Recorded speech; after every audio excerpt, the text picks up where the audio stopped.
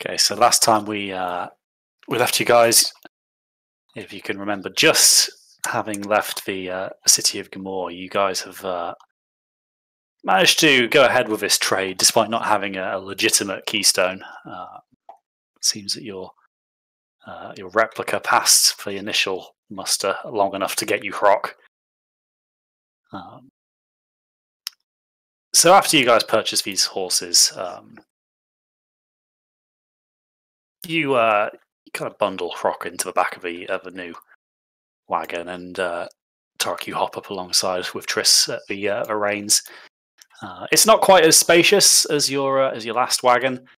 Tark, you notice it's a bit bumpier too. The suspension probably isn't in top shape, but you might be able to tweak that a bit later. So last time we left you guys, you just kind of descended the kind of platform elevator back down to the base of this mountain, and I believe your plan was to head back to Karenwin. I think so. Yeah, to get Rock back home. And well, is there anything else to do on the way? I think we just hightail it straight home. Oh, we could go for the Hibonite. No, because we can come back for the Hibonite another time. Yeah. Yeah, straight down to Karen. Okay, so you guys start out on a kind of a nice easterly road, taking the main kind of main trade route to the east. And it's easy going. The road being paved makes it nice going for the wagon's wheels. The road here is of sufficient quality, having to sustain all the major trade from the other nations through into the clan's heartlands. So you make good progress for the first couple of days. As you get a little further from Gemoor, though, the roads kind of branches off into a few separate directions. So kind of electing to go straight to Karen when you take one that branches off a little bit in a southerly direction. So you keep going until it's dark. You find somewhere kind of in the lee of one of these kind of rocky ridges to make camp. Torek Rock has been quite quiet in the back. He's been asleep for a lot of journey. You can see that his ordeals have clearly taken quite a heavy toll on him. Once fairly stalwart leader of your guild is looking a lot older than he did before. I mean, he was a fairly old man to start with, but he managed to hide it behind his constant kind of mannerisms of leading from the front and all that. But now you can see that his eyes are clearly quite sunken, his face gaunter than you remember. But he seems to be getting at least some rest on the way back. So you guys camp out along the side of a road here. The terrain around you doesn't offer too much shelter, but this rocky outcrop does at least shield you from the worst of the wind. So nothing out here to hear except the howling of the wind and the rustling of the sand off the rocks. Next morning, though, the road joins again another slightly larger trade road, not quite paved, but clearly designed for carts. And you keep going again in a southerly direction. It doesn't take you long, though, before you are kind of joined on this road by another wagon heading in the same direction, a little bit ahead of you. It kind of joins at a fork ahead from you. And you can see that from the looks of it, it's it looks military. The passengers are 5 dwarven footmen by the looks of it, clad in fairly heavy duty chainmail. You can see spears and axes strapped to the side of a wagon. They're a little bit ahead of you. They're probably about 100 meters ahead of you guys as you go down the road. So you keep pace with them, kind of, not getting too close, and make your way south through this. It's not a full-blown desert, but it's incredibly barren and arid landscapes. The only vegetation you see is, the type of bushes that survive in very low water environments. So, think kind of tumbleweed, cacti, things like that. Havel, roll me a perception, please.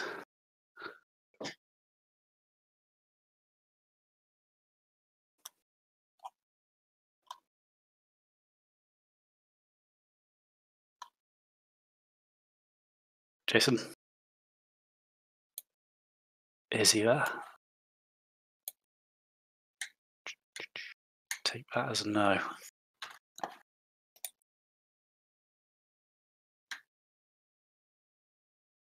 That is a loud silence. In other news, since the last level up, Rulin's passive perception is now 18. So Nice. There he is. just in case. Just in case. Okay. Have we got comms again? That's still going to be a no. Okay. Havel's in his own little world, so he misses anything important as he's just, harmonizing the screams in his head. Rulin, being next in line in the convoy, make a perception roll, please.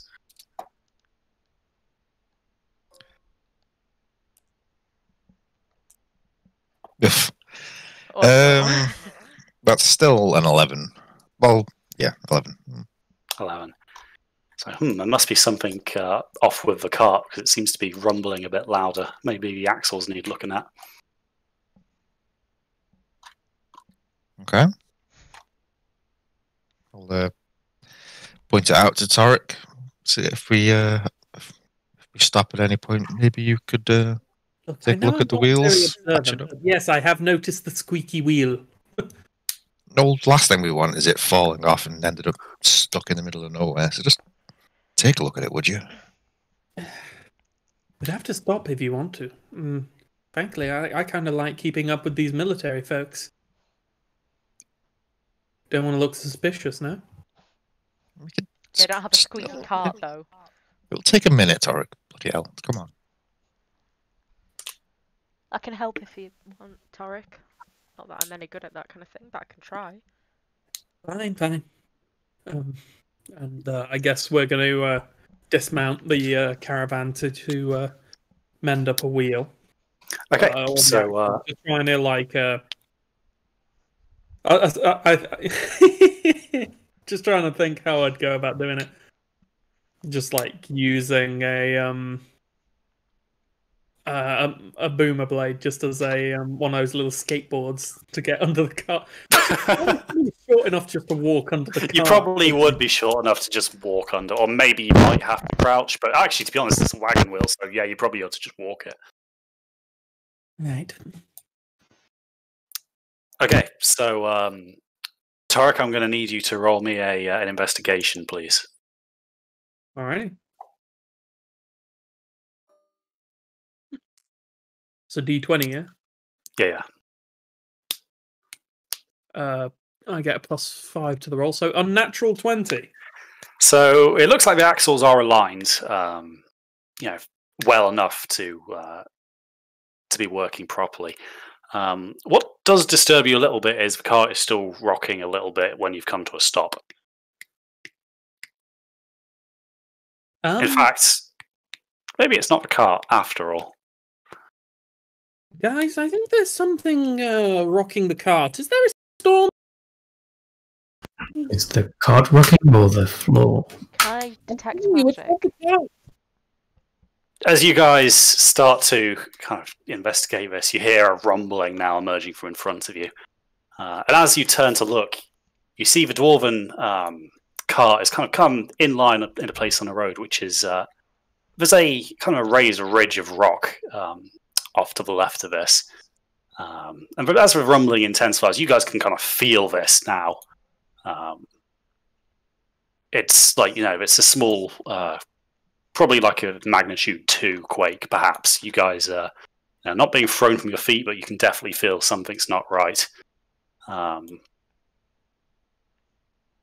as you kind of start to wonder about this, you see just an entity burst from this rock ridge and just flatten this dwarven cart in front of you.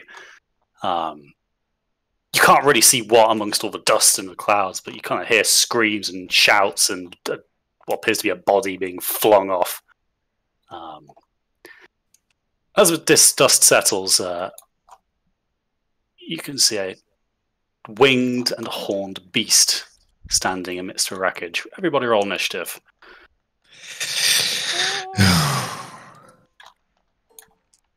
Oh no.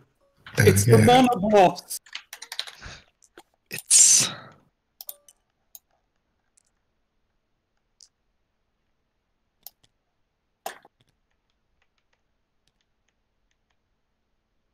Ooh. All right, tell you what, Tris, let's have a roll off now so that we know who's going to go first. And Yep. Just because draws are annoying. Oh god. Okay, so you do. So where's got my myself up D20? to, yeah, okay. Yeah, just so it's an order at that point.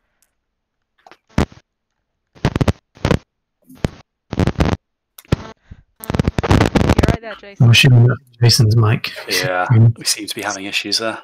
Sounds like when you just plug in a The orcs. in headphones. Oh, I also have a 15. Oh, right, okay. In which case, let's have a roll, you and I.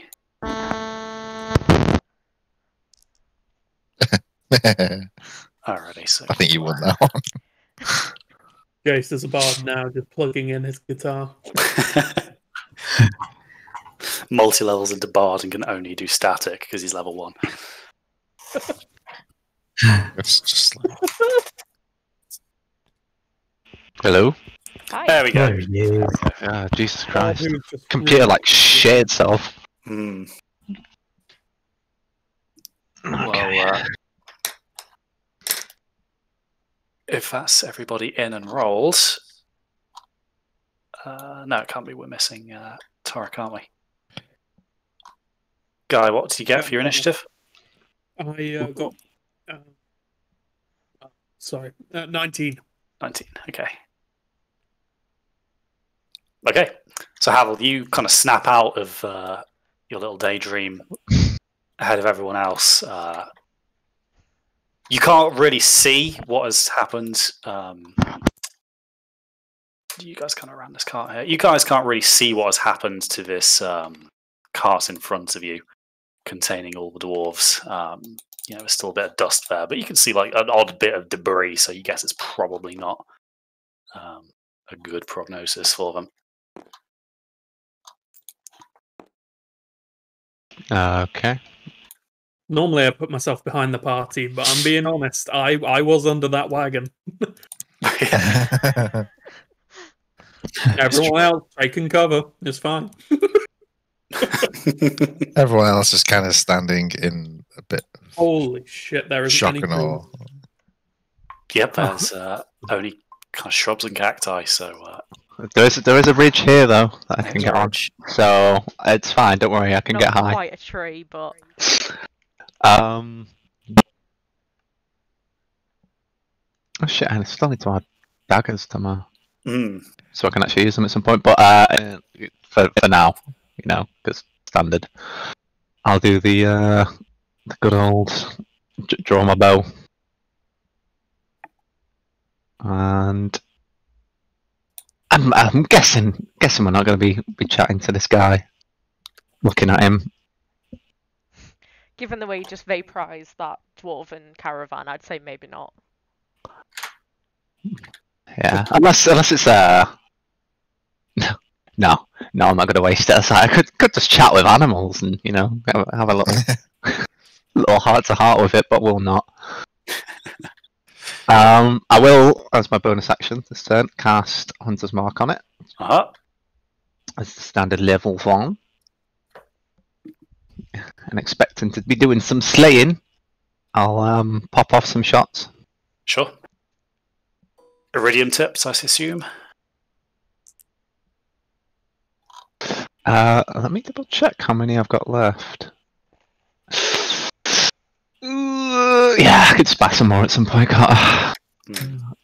So that was a 27 and a 21. 2 hits. Sick. And that'll be 24.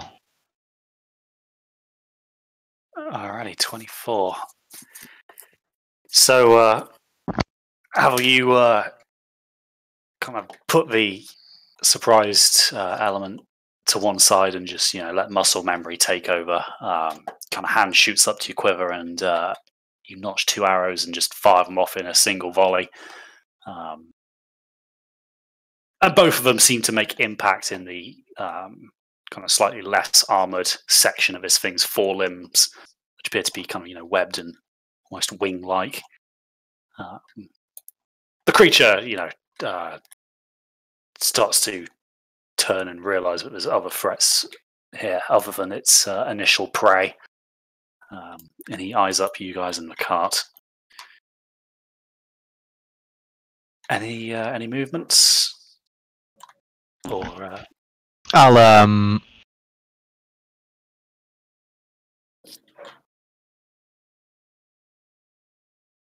kind of keep the cart between us, but I'm going to step back a little bit. Okay. Yeah, that's me.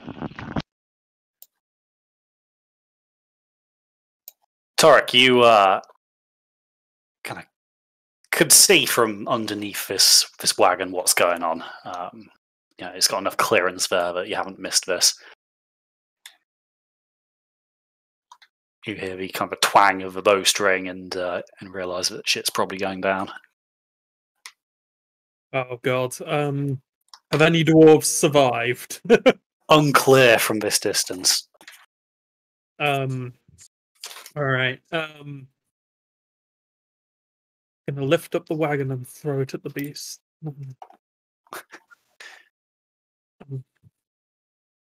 Jesus Christ. Okay, I'm gonna use a half action to try and perform a nature roll of what this thing is and what we can do about it.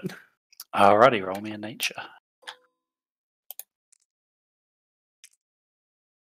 Oh no! Torek, you know exactly what this thing is. This is, clearly an Autumnarian grassworm. You imagine it's probably very vulnerable to fire.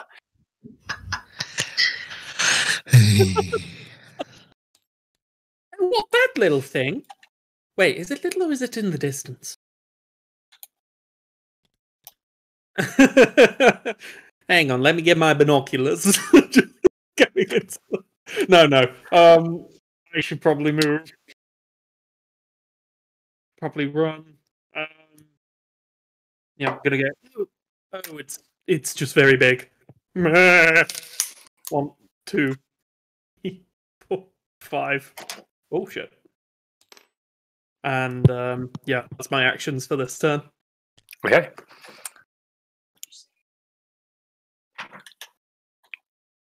That leaves us with Triss. I am gonna cast Witch Bolt. Okay. What am I doing?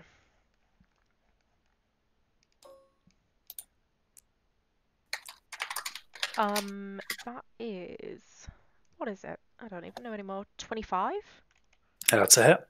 Okay, and then... What am I doing for this? 5d12. Oof. 34. 34, I'm and ready. That is lightning damage, and that's sustained while I maintain that spell.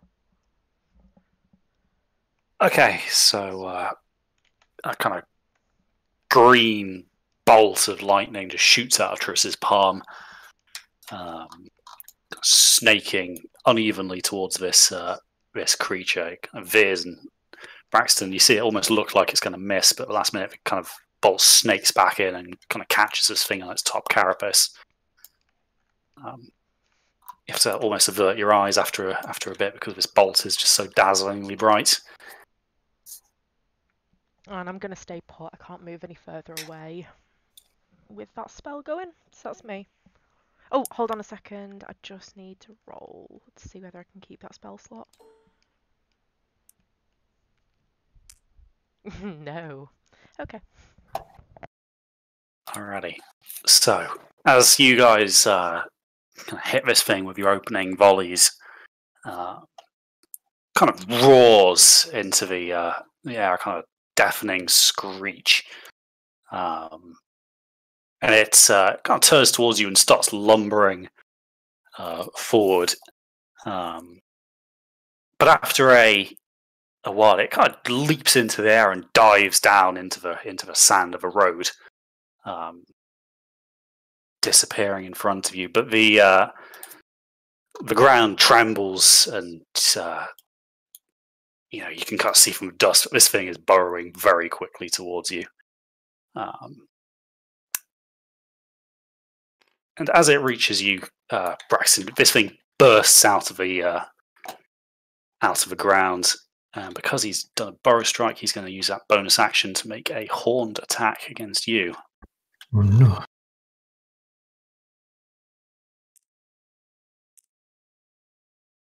So it's going to be 23. Pretty sure that hits. Okay, so Braxton, you can't really keep your footing as the ground beneath you kind of buckles and gives way. So you don't get your shield quite up in time, and one of these massive horns just kind of plows into the front of your plate. It holds, but it does a significant quantity of damage to you, which I will now roll up. Oh no.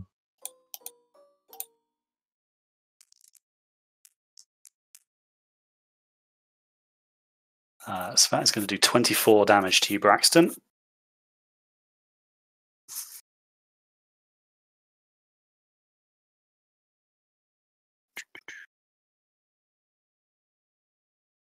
And then with the rest of his attacks, he is actually going to lash out at Triss with his tail.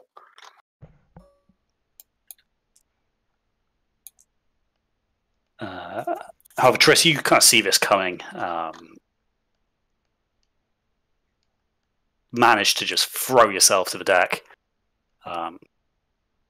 There's this wrecking ball of a tail just swings past you. Oh, that swing is going to knock the cart over, so I'm just going to make a Constitution check for that cart. Well, clearly, that cart is on its toes. Used to the trials and tribulations of working down the mines and transporting ore. This thing was built to last, and instead of turning into matchsticks on impact, it just gets launched off the road about 10 feet, landing kind of on its side. And then with his final action, he's going to make another horn attack against Braxton. Can I just double check? Was Hrock still in that cart? He was. Ooh. So that is going to be 24 there. So that's another hit to Braxton, who's still reeling from that first hit as the head comes around again.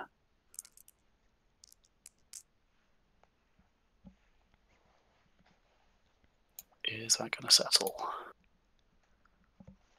Probably not, but you got fairly lucky on that. It's quite a low number, considering what it could have been. I say that, it's still going to hurt. 20 damage additionally, Braxton. Ouch.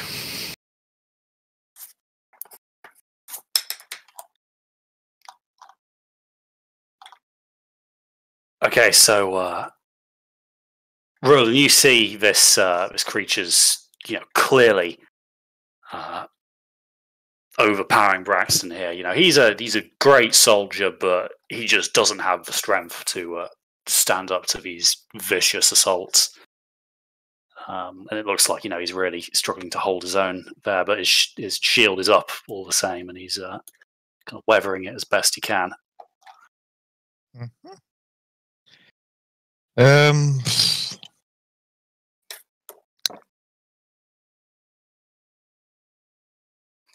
How fast did this thing move under the sand?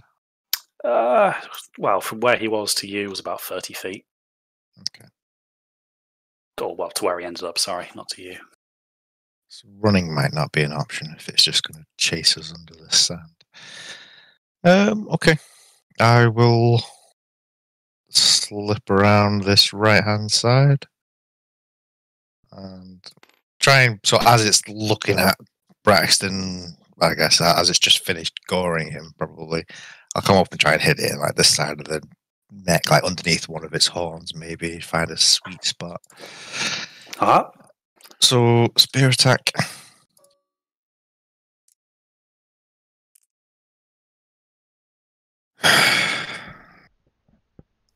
So, Rulin, you come in and try and get this kind of spear thrust off to this thing's exposed eyeball.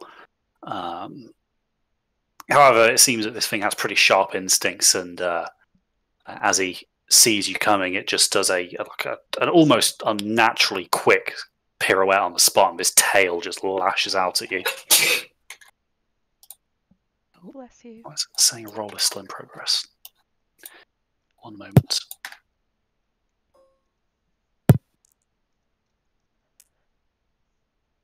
So 25. That's going to probably hit. Yeah.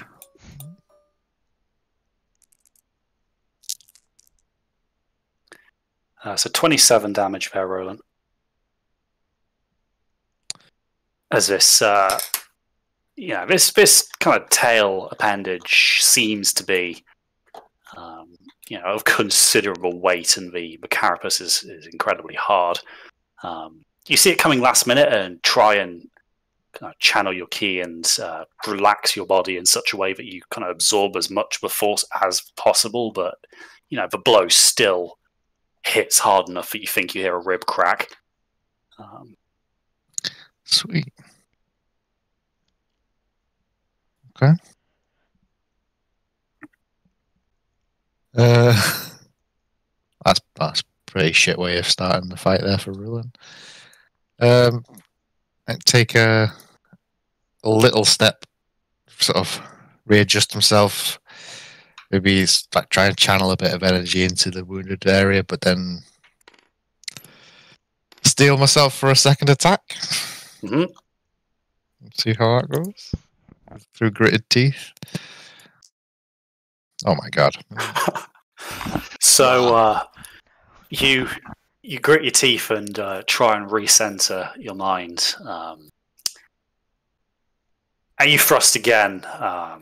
But as you kind of extend your arm to its full reach, this rib just gives you like a jolt of incredibly sharp pain. And you kind of inadvertently hiss a little bit. You very quickly regain your discipline, but that split second has been enough that instead of hitting the exposed eye that you were going for, you've kind of hit the kind of tough faceplate that this creature has. So your blade just kind of scrapes along the outer surface and glances off. Cool. Okay. One key point to make flurry of blows attack. Mm-hmm. Okay. So kind of using my spear at a crutch almost at this point. I'm going to lever myself up to try and plant a kick directly in its face, just channeling as much ki and power into it as I can. Come on, dice. Oh, I like it. So that's a 22. That's a hit. Okay, finally.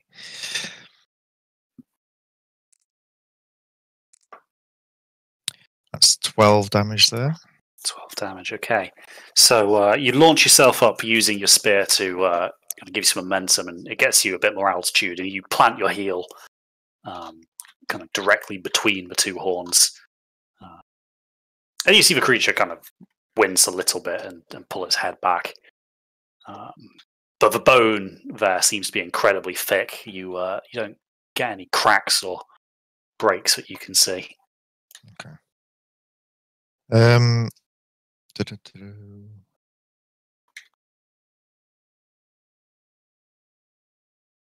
Yeah, let's try. Fuck it. Try stunning strike on that. I know this con's going to be ridiculous, but so What's stunning DC? strike DC 16 now. 16. Gone up 1. Believe it or not, that is just a pass. Yeah, fuck off. This thing is Okay. tough. Final flurry of blow attack. That's an 18. Your fist kind of hits the creature, but the carapace is just too thick. Cool. You're at the pointy end, and that seems to be quite well protected. Mm-hmm. Okay. Yeah, that's gonna be that. I'll guess I'll move slightly to try and make sure I'm staying in range of any holy auras from our Braxton, and then that's it. End turn. Okay, so Braxton, Rulin has kind of come in here, and whilst it hasn't been the most successful counterattack, it has at least bought you a bit of a reprise. So you managed to, regain your balance and find your footing, ready to make your own answer to that particularly vicious assault earlier. Yes, so I'm going to waste no time in throwing 2 attacks from my hammer right into its face as much as I can. Uh-huh. Roll them up for me.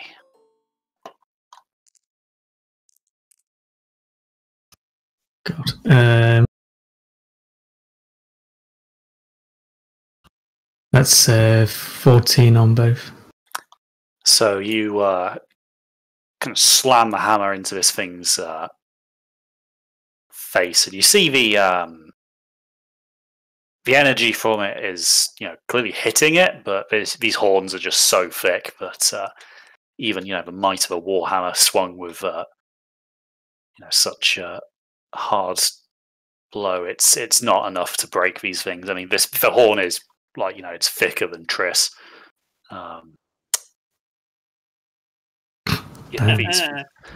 As in like Triss's midriff, I was going to say, not wanting to over-sexualize our only female. It's not got a big booty then, you're saying. Wait, backtrack. Abort. The hole, it gets bigger. Fuck it. Okay. I'm not going to describe it anymore. Fuck the hole. Okay. You just miss. Fuck it. Have it your own way. And then I bonus action cast Shield of Faith on myself, giving +2 AC. +2 AC. Okay, so your shield illuminates again, the hand in the center glowing as this aura manifests itself about your person. So Tarek, you can kind of see now from where you are. A figure crawls his way out of the car, and you can see Hrok is kind of picking himself up, and he draws his longsword here. And he kind of staggers towards this creature and raises his longsword for an attack. Or, well, 2 attacks are rolling together.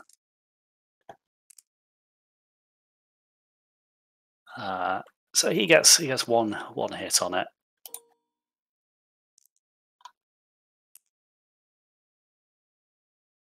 So you watch, and compared to the last time you saw Hrok fight, he's clearly not at his peak at the minute. The force is long gone from the swings, but it seems that the skill is still there. He manages to strike this creature at a place where 2 armor plates on its tail join together. The blade does pierce in at least a little bit before he kind of twists the blade and pulls it out before this thing has time to react. But you can see there's a definite limp to his step, Tarek. If he wasn't already, struggling, that hit to the cart probably hasn't done him much good either. No, I imagine not. It's almost like someone should have grabbed him. Yeah. Okay, Pavel. So, obviously, from your position where you've got a little bit of kind of an overview of the situation as well, so you can see what's going on here. Yeah, cool. Where's my D&D Beyond? Where are you? There you are. Let me just double check if I've got anything.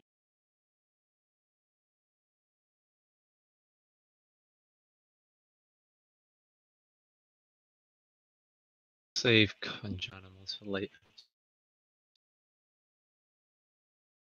So we'll stick with the busy Norse. Fire the arrows. Mm-hmm.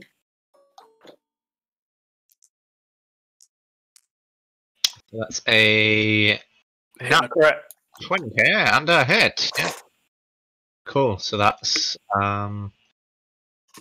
of each dice.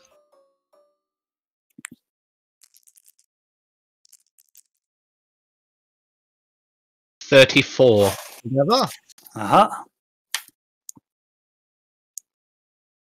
So you kind of fire off for one arrow into this creature before it can lash out at Rock, just to get its attention. And as it kind of turns and tries to see where his arrows are coming from, you take an aimed shot and put an arrow into the back of his thing's mouth as it's kind of roaring at you. Kind of staggers it for a bit, but it kind of very quickly tromps down on this arrow and kind of snaps the haft. You imagine it probably swallows the rest of it. Well, at least it swallows. And then I'm gonna. Well, I was here, wasn't I? 1, 2, 3, 4. Yeah, just kind of get up that bit there. Around, get a little bit of elevation. And I have no bonus actions, so I am all done. Okay, so the creature is actually going to use one of its legendary actions for this round to make a horned attack against you there, Braxton. Bring it on.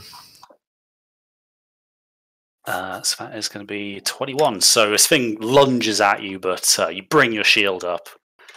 And now it's not just you holding the shield, you're kind of bolstered by this kind of holy energy. And whilst the blow definitely is still, a severe jolt to your already strained shoulder, your guard holds and you manage to avoid any harm from it.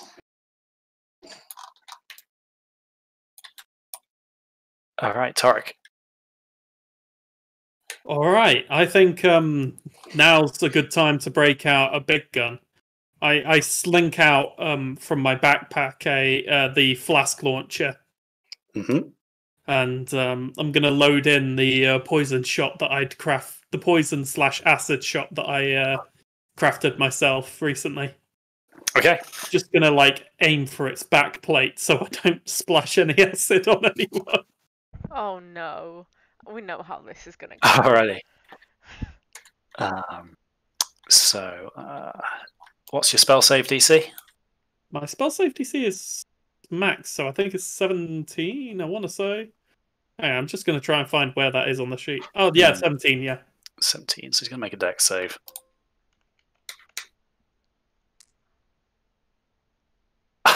And he's going to pass it, so roll it up, he'll take half. Cool, so that'll be... Sorry, the flask launcher, it is 2d10 acid.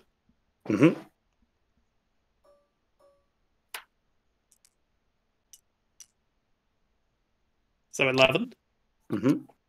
and 1d8 poison, you said at the time? Yep. Which I did note down. Yes. Oh, good!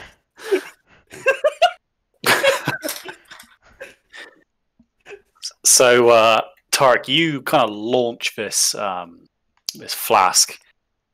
You're not too far away, but because you're obviously trying to avoid hitting your allies with any of the fairly caustic material, you aim high.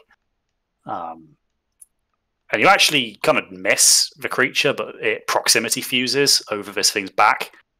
And as such, only about half the acid kind of ends up falling down onto this thing's outer carapace. The other is kind of lost to the desert winds. Oh, shit. But you can see like a hiss as this acid starts to eat away at the bone. Yeah. I was wondering where the pool went. It was blown on the wind like a broken dream.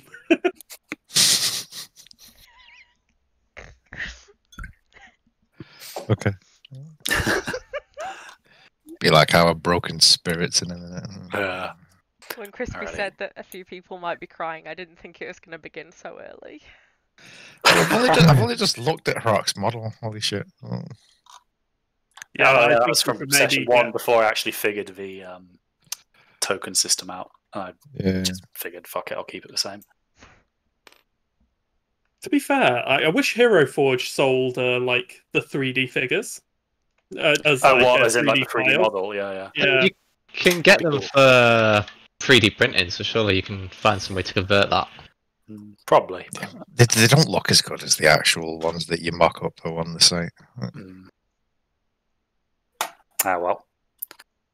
So yeah, so this device, it clearly works. The proximity fuse activated after all, but so it wasn't quite what you were hoping for there. Yeah. And now this creature is Okay. going to use its remaining 2 legendary actions for this round to slam the ground around it with its tail. So anybody within a 60-foot radius, which I'm pretty sure is all of you, I'm going to need you to make me a DC 19 strength saving throw or be knocked prone. 60-foot radius! As it just slams its tail into the ground. So remember, everyone within 10 foot of Braxton is going to get... +5. Yeah. Do I get advantage for being on a slightly higher plane? I'm just, Afraid not. Rulen just pulls a dagger out of his belt and commits seppuku right there. It's just a fucker. I have to do a constitution check for my spell at the same time. I'm not sure what the rules about that are. I'd imagine so, yeah. I don't think it's an instant break of concentration. Ignore that, sorry, It's only if you take damage, yeah. Yeah. Alright. Yeah. Ready, so who needs a prone token? Me. What's the DC? 19. Was that you as well, mother- everyone? So my spell's I still accidentally- going even though I'm prone. Yeah. Oh, You that's managed to fine. concentrate on it even though you're on your ass. Hang on, how close do I have to be to Braxton for the bonus? 10 foot. feet. 10 feet. Ah, okay. As I see it lifting, I sprint towards Braxton. Oh, hang on. I'm actually going to use... Hang on, I got to read it just to make sure. But if I'm right, I think my power armor can actually enable me to resist getting knocked prone. Yep, I'll read up on Using that. a If you match, do you save? Yeah. Ah, okay, I'm alright. Oh my god. Rock as well manages to stay on his feet despite his injuries. Well, now I'm really embarrassed. No, you're not the only one.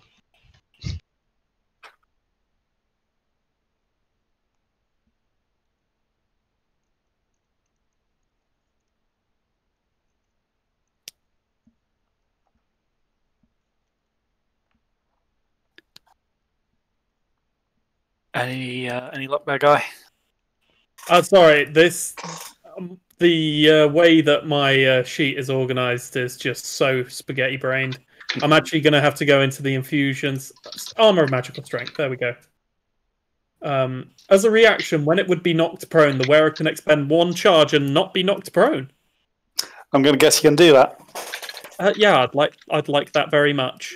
Alrighty, so Torek, you kind of feel the ground underneath kind of shake, and you're about to go over, then you kind of start to hear the kind of a click and whir of various stabilization gyros kicking in, and this suit kind of almost pushes up back to counterbalance these forces, and you find yourself on your feet. Okay, that was a lot.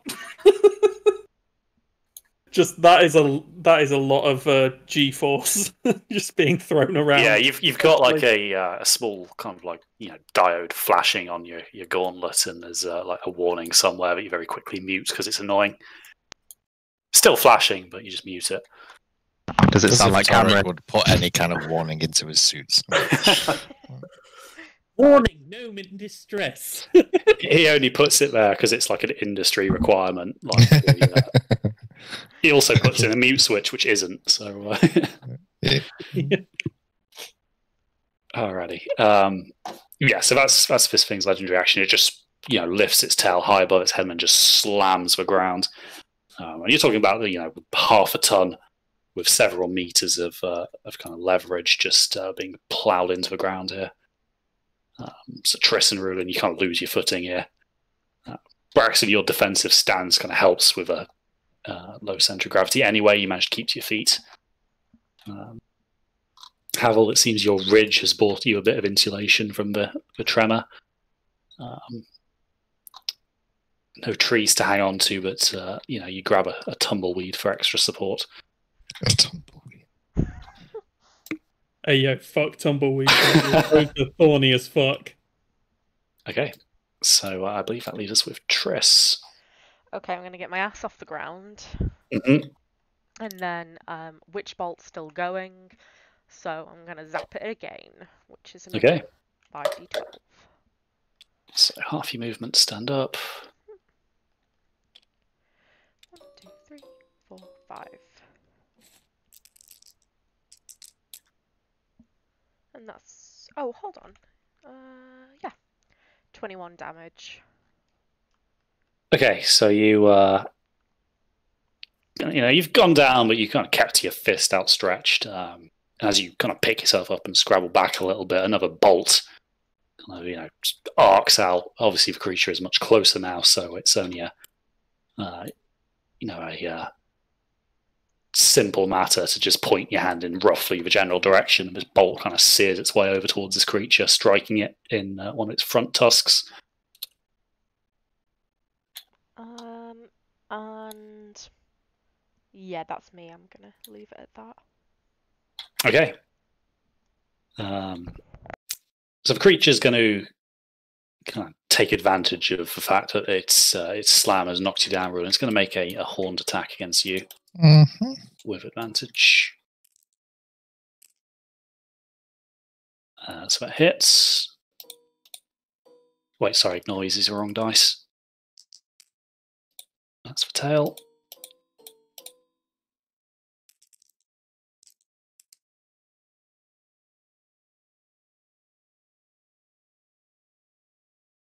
So 26 further damage. What did I do to it? 12.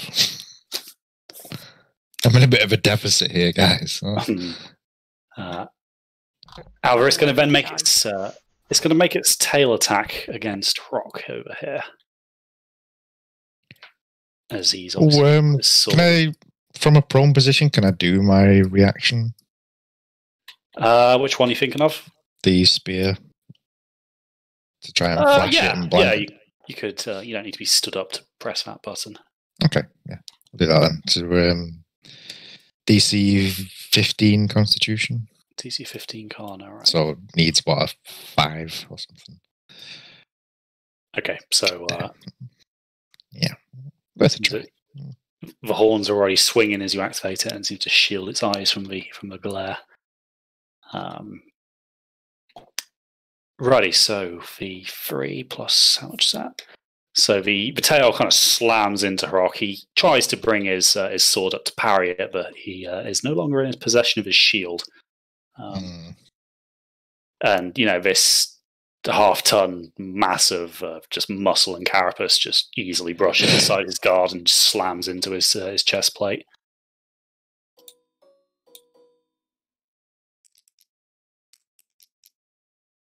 Oof, for big numbers. For very big numbers, actually. So big, I'm going to make Rock roll a con save. We'll get fucking thrown across the map. Yeah, so Tarek, you watch as this thing just sends Rock flying kind of backwards into this rocky ridge. You can see that he kind of hits that with a very abrupt halt. The front of his plate mail is kind of buckled in places, and you can just see his head slumped forward. He is not happy. He is incapacitated. And will be rolling death saves. And for its movement, the creature, again, leaps into the air and dives down again into this road and burrows its way forwards. Now, unfortunately for you guys, because it's underground, you don't actually get very opportunity attacks. And it's going to burst out here and use its bonus action for a charge horn attack against Torek. Ooh. Oh no. And it's going to hit. Forget that things have such massive pluses to them. Well, so do you guys, to be fair. Yeah. Armor class 19 just isn't what it used to be. Alright, is that going to settle? There we are. So, Torek, that's going to be 27 damage to you. Owie. Okay. Let me just mark that down. So, you kind of, put the arm of the power suit up and try and brace for impact as this thing bursts out from you, but it's just, not enough for sheer force involved as these horns kind of just burst out of the ground. Combined with your short stature, just don't make for a fair fight. And you find yourself staring into incredibly angry and hungry eyes.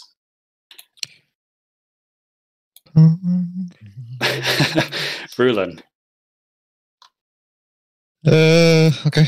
Half movement to get back up. Mm-hmm. Do a nice little kip up. And fucking hell, Jesus Christ. I'm fucked.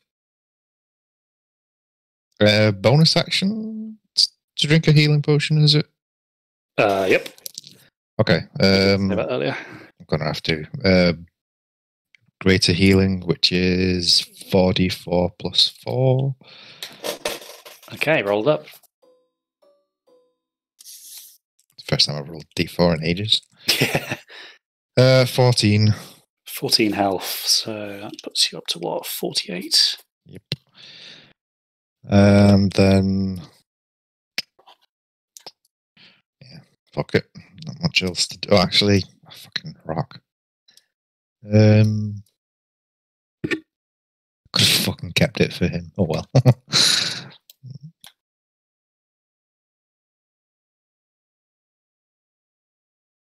I'll fucking hell. I guess turn to Braxton and say, "Can you help Rock?" While I start running towards the creature. Okay. And I've got nothing I can help him with, so and then I'll make fucking spear attack. Sure. 20. 20 is a miss, just. No, you, 19 actually. 19. Okay, so again, you go for the stab, but the tail's kind of still swinging. You don't get any particularly weaker spots. You can manage to hit the actual bludgeoning edge, and your spear fails to find any purchase. Okay. Second attempt. Nope. Oh shit. Fuck off. Rulin dies. That's the end of it. It's game over. Give it time. So yeah, again, just this carapace is just hard as fucking stone. It seems the edge of your spear is getting blunter with every failed strike. The I just keep thinking about those iridium ingots in my pack that could really probably use with right now. Might as well. Oh. Okay, that's my turn. Okay. Braxton. So you see this thing kind of burrow after your allies, and there's kind of mixed feelings of, clearly you've got the others in a bad situation, but at least buys you some breathing room. Yeah, and I plan to follow the orders that Roland suggested. So I'm off. I think you're the only one in any position who can really. And I'm going to cast Cure Wounds on him. Okay. So pick your level and roll the relevant dice.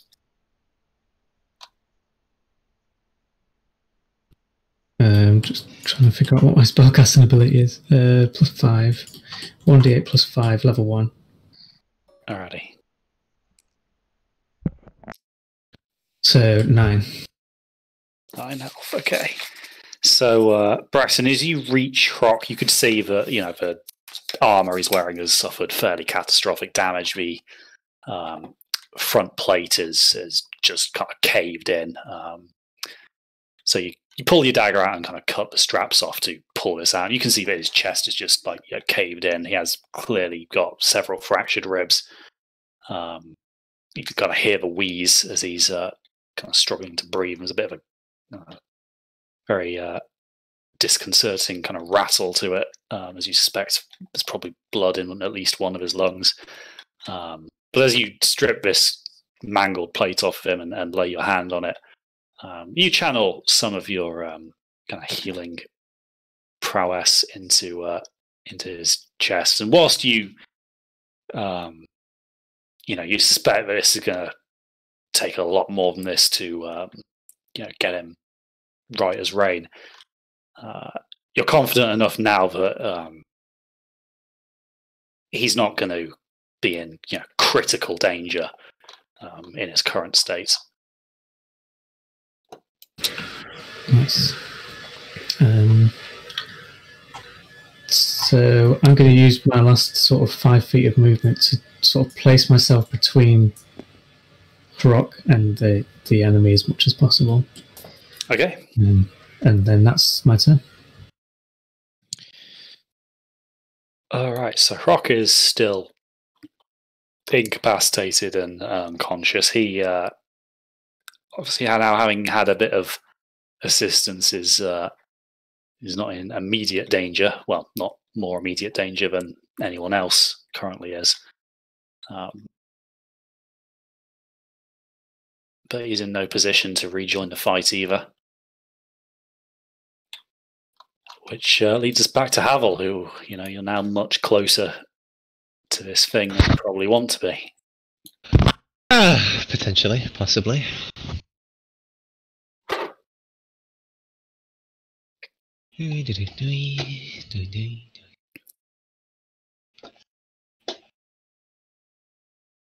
Well, while it's focusing on Tarek, I'll just move around it. Can I get there? It's just like in a circle around it. So I don't impose anything just yet. Mm-hmm. I will...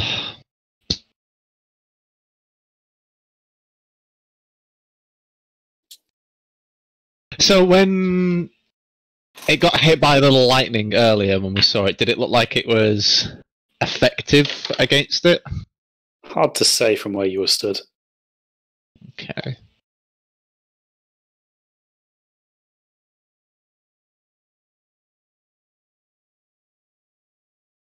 Oh.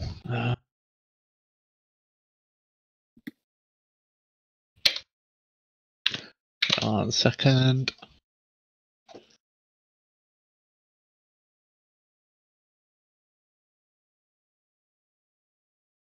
Please tell me this is what I need.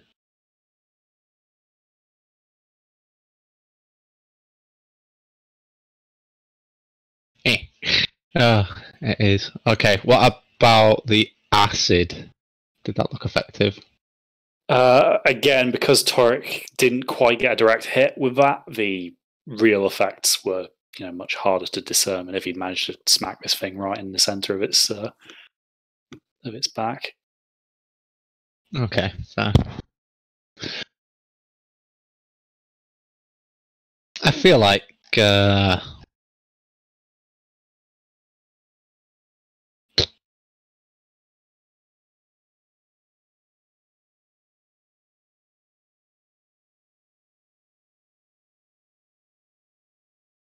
I'm feeling it. I'm going to go for acid. I will use a level 3 spell slot, for which I will conjure an animal of a challenge rating 2, which will be a black dragon wormling. Alrighty. So I need to. Is it make a? I do need to make a roll for this one, don't I? Yeah. Make a roll as if it was a thingy for. I'll just give you a. You'll have to pretend it's black. Yeah, that's fine. And it will take its rightful place. Number 19. Very high initiative. Yep. Oh, funnily enough, it might get a go. No bonus actions, and I don't particularly want to move away just yet because I don't want to get smacked by it as I try. So I'll end my turn there. All right. So, Toric, you could go next, or we may as well continue with Jace, I guess, with the wormling. I don't mind. It's up to Guy. Do you mind? No. You go first if it's between us. Okie dokie. In that case, what the wormling is going to do is it'll go up by like 10 feet, just so it's up in the air above everyone else. Kind of move around, and it's going to use its acid breath attack. It's like in a line like that, directly between everyone else. It's a 15-meter line, 5 foot wide, so it won't hit anyone else. But okay, so aiming at this thing. It's a Dex, isn't it? Dex 11, DC 11, so pretty low, but. So yeah, the smashed it. I think sees it coming and kind of lowers its head and kind of raises that massive kind of carapace ridge on its back. The acid splashes off. So roll me the damage for that.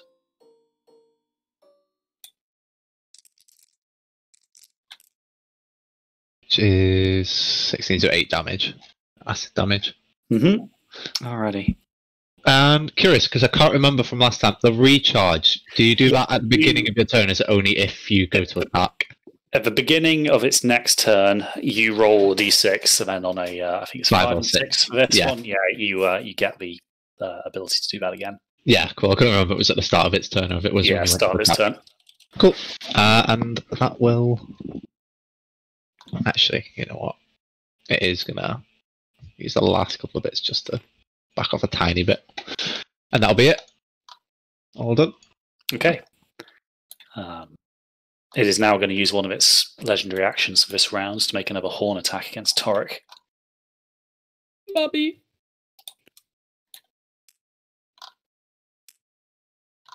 Uh, 23, that is going to hit.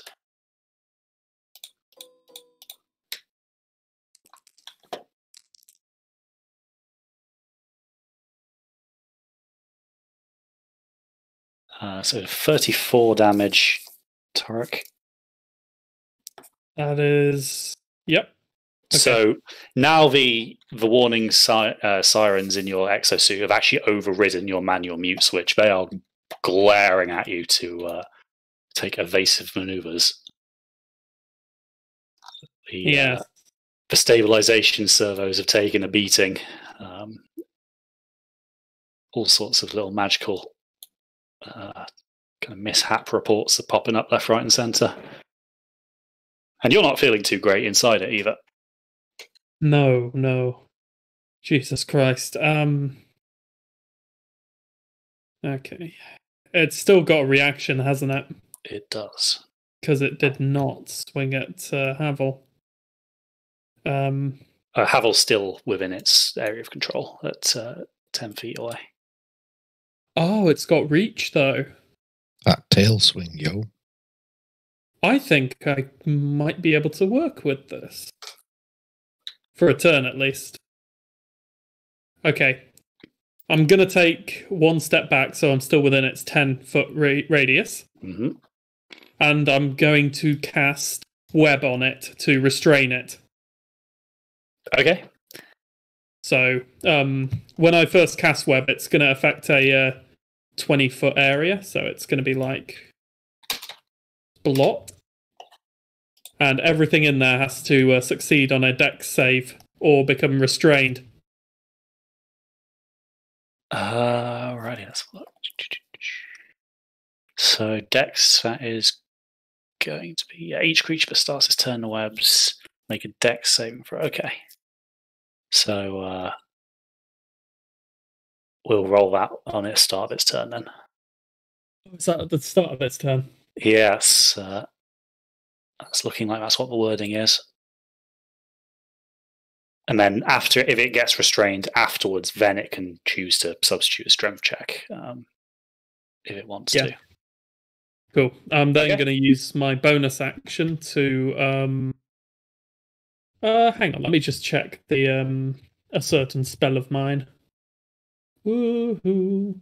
It's just me, my spells, and I. Da da da da da da da. Aid is a full action spell. Okay. I will actually bonus action to Healing Word myself then. Okay. And just going to do it at level 1 because, D4s might actually be useful. Oh, wait, no, I can't because that'll be 2 spells in a round. Oh, yeah, shit, it's not cantrip, is it? Why do I always think Healing Word is a cantrip? Dude, I wish it was. That would be probably too powerful. Yeah. Don't have any cantrips that are bonus round, so actually, I think I'm ending turn there. Okay. Actually, no, I do have mending. Oh wait, no, that's not 1 minor. That's 1 minute. Just starts like breaking out the pliers and just ripping open various kind of circuit boxes in his exosuit in the middle of a fight. Yeah, right. Right, my thoughts are if I can get it restrained, it'll then take a disadvantage to dex saving throws. So, like the wormling and anything you guys have got can be applied more effectively. Also, it won't chase me and kill me. Chasing and killing is not the best thing. No? Okay, so end of your go, guy. Yeah. So the Zablos is going to make an attack against you with its tail. It kind of, the feet get trapped in this web, so seeing you kind of fleeing it, kind of again does one of these pirouettes and just lashes the tail around. What about the tail? The legendary actions are making it act out of its turn. Oh. However, Torek, you manage to just kind of push all the control sticks forward on your suits and just you actually disable the stabilization gyros and just let the suit hit the dirt. But as a result, this tail swing misses your now quite fragile frame, and you get to live another day, Ooh. or at least another round. I don't want to get ahead of ourselves. I'm calling this my squid tactic because I've just backstepped and squirted my defense mechanism at it. Backstepped and squirted. I didn't expect to hear that tonight.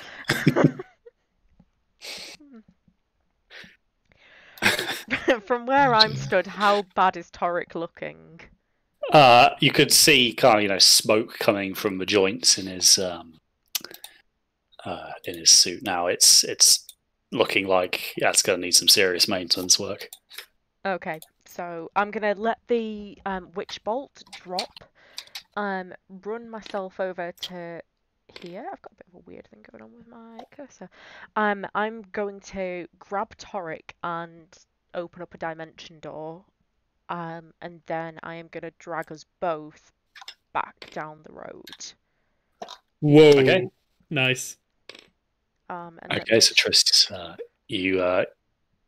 kind of basically go and do a running dive on Toric and open up a dimension door beneath the two of you, so you kind of fall through the floor and out onto the road.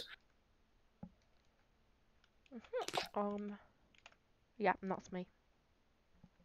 All right, so Toric, you end up a little further away from the pointy end of this thing. This thing is still, fairly angry, having now had its prey taken from it.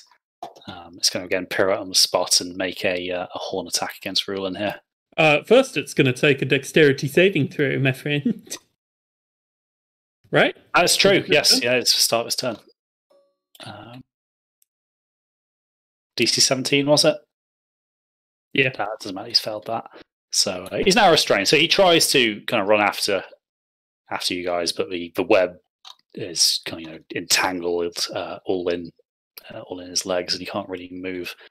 So he's going to make that horn attack against Rulin, but it will have disadvantage. Okay. So 19. That Meets. matches the AC. So that goes player's favour. No, we've always done it this way. Matches. It's, goes the attacker's favour. Yeah. Have we? Okay. We've always done that in this campaign. Yeah. So hold on, let me. Anyone see that number before it disappeared? I got a bit distracted with that. 27. 27. So that'll be 34 damage once that's extra's been added.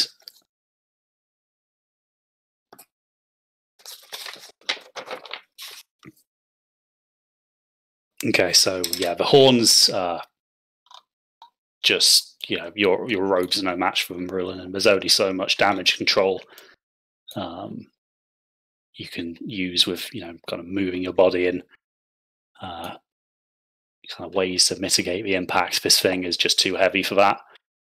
You can't kind of roll with the punch as easily as you could with a humanoid fighter. And then it's going to swing its tail around and lash out at Havel. Again, with disadvantage. 20, so that's going to hit as well.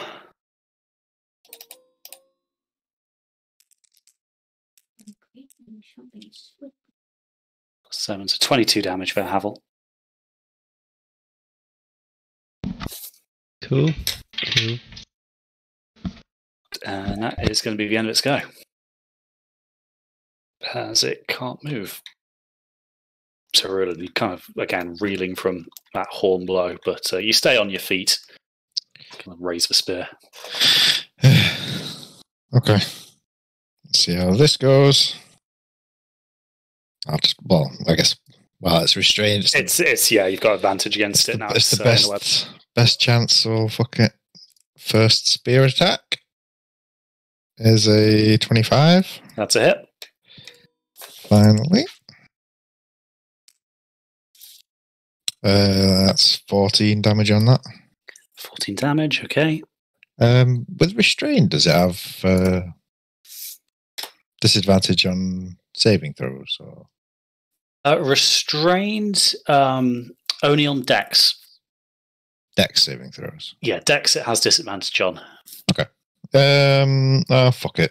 Let's try a stunning strike on that anyway. Mm-hmm. DC 16. Come on. Nope. Okay.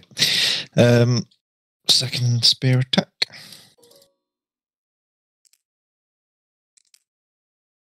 Yep. That's a hit. 10 damage on that. Okay, so now that this thing is in one place and not moving as much, Ruin, you have a much easier time of finding weak spots. Now that it's stuck and it can't move anywhere, I can actually hit it. Yeah, you have an easier time of finding more vulnerable spots, and you manage to get to decent attacks in. That is Rulin's way, you pick on disabled targets. That's the way to do it. Yeah, fuck it. Flurry of blows. Alrighty. So that takes me down to 8 key points now. First attack with advantage. Yes, 1 per level in it. Yeah. Hits. Yep, that's a hit.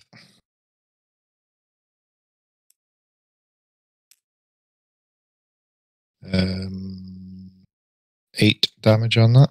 8 damage, okay. And let's... I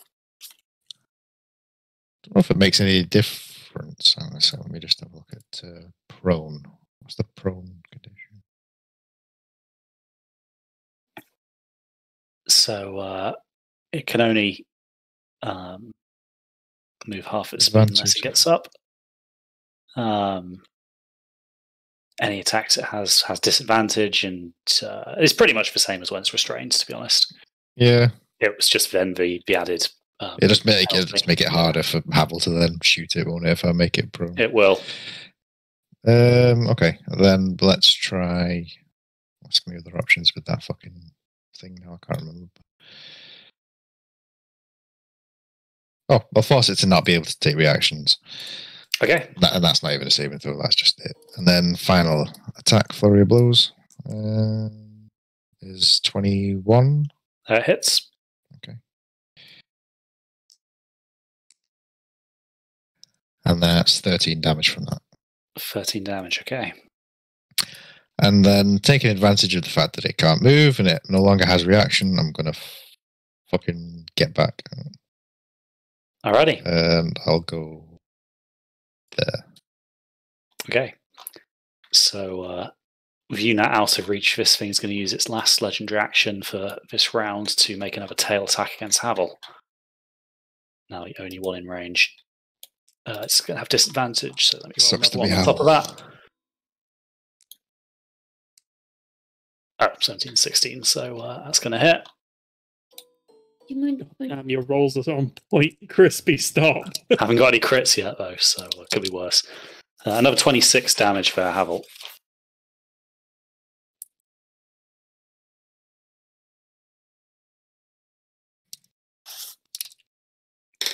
So a big blow, but it doesn't quite break anything. You manage to kind of stagger backwards with the impact to negate at least some of it. Yeah, still like half health. It's fine. Okay, so Braxton. I see a big restrained monster that wants smiting. Mm-hmm. So I run. Smite me, almighty smite! And I'm just going to swing. It's kind of facing this way, isn't it? Right. It is. You've got advantage as well. So, yeah. I want to hit that thing's horns for flavor.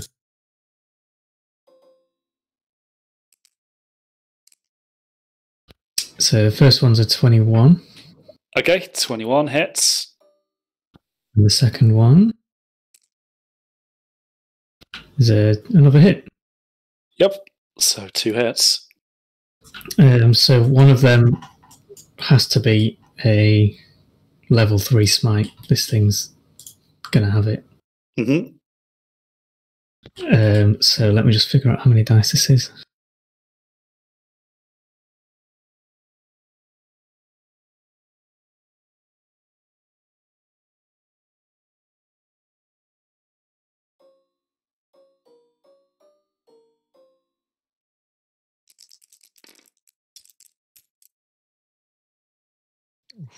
And that is 46 damage. Alrighty, so a big blow as Braxton wades into this fight with a kind of an overhead swing from his hammer. And you just hear this kind of thunderclap and a bright flash of of energy as this hammer makes contact with this creature's horn. Braxton, you kind of see a hairline fracture kind of start to shoot up this thing's horn. Nice. And that's all I'm doing. Okay, so Croc is still not in any position to fight. So Havel. Okay, so did what's his face roll and impose no reactions? Yeah, and that is Till the start of Rune's next turn, I think, isn't it? until the end of my next turn. Yeah, so yeah, you're still good if you want to move away. Excelente. Because I'm not enjoying my current situation. No, doesn't look fun. So wait, sorry, I was here, wasn't I? One. Oh yeah, that does put me there. Mm-hmm. I'll back the fuck off.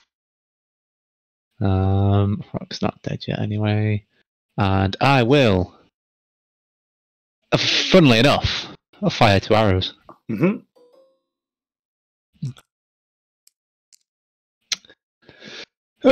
Two hits. Yep. Bop, bop, bop, bop. 27. Okay, so kind of as you're running, you kind of put 2 arrows into your bow and fire them on the run. Now this thing's kind of webbed, so you don't really have to worry about leading the target, so you're able to kind of really make some haste as you go. And these arrows strike. They strike the target pretty well, you see. Excellent. And no, I don't think I need to use the ring to heal just yet. So I'll end my turn there with Havel. Okay. So, A little wormy. well, first of all, the big wormy's going to make a horn attack against Braxton with one of its actions. Oh, nice.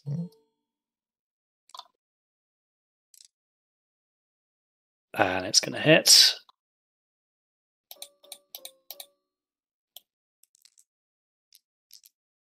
And it's going to roll big. Holy shit. So that's 39 damage when these eventually settle. Braxton. What? 39. 39. 39. And I'll need you to make a con saving throw for your shield thing. DC for that will be 16. Half of 32. Actually, hold on, wait, no, it won't. It'll be. You said 39, right? Yeah, 39, so it'll be about 18. 19. We'll round down, we'll say 18. Oh, it's right next to the 20. So. I only get a +8, so that's 16. Only a +8. Yeah. So as the horn comes down, it actually kind of hits the top edge of the shield. And as it forces down, the tip of the horn goes into your shoulder and you hear something crunch. The pain overwhelms you for a moment and your shield drops along with the aura. And your HP. So why do you not get your +5? It did. It's built into the saves on the character sheet. Oh, okay. Yeah, if he got a +8 without his aura, that would be worrying. Yeah, like if you look at my charisma's already +14. Well, with your That's pretty mental. with your proficiencies. Or... Why don't you just talk it down? All right, yes, you don't have proficiency in Constitution, right? Got you. Yeah. That makes sense. Okay, so now it's either Torek or the Wormling. Go ahead with the Wormling. I was gonna say, you got any wild plans? So I rolled the 6-sided die. It's a 6. Get in. So your Wormling's in luck. The acid has recharged. What does its bite do again? Out of curiosity. It'll be rolling disadvantage on dex saves if you want to breath attack it again. Oh, it does a D10 and a D4 of acid if it bites, though. Oh, cool. Yeah, I will use the acid breath, though. Okay. Same as before, just straight at it. No deviation close to anyone. It does get the disadvantage because of the well, 0. I think that's a fail there. That's me deleting the thing. It fails. It fails it anyway. So I'm going to take the acid in full. If you want to roll it up.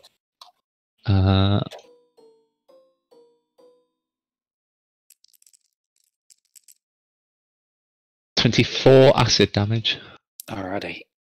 So this kind of, you managed to hit it. It's obviously webbed, so it doesn't have time to kind of take the same defensive actions the previous time this was attempted. And you see that some of the carapace starts to, again, the bone is clearly being eaten away by some of this caustic material.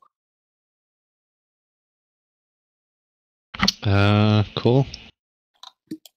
I'm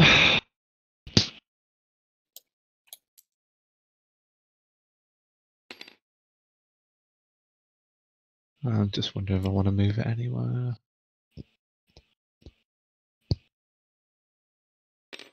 How is Braxton looking to Havel from down there? Not good. Not Braxton.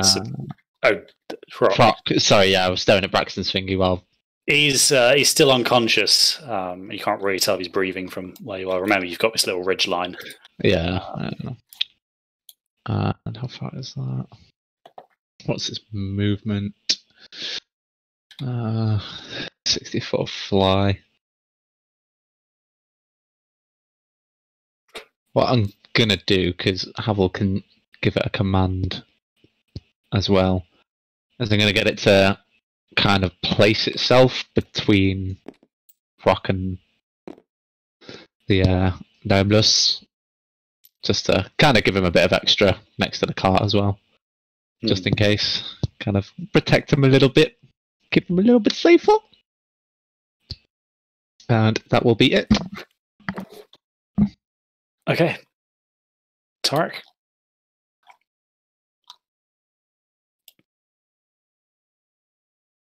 Right.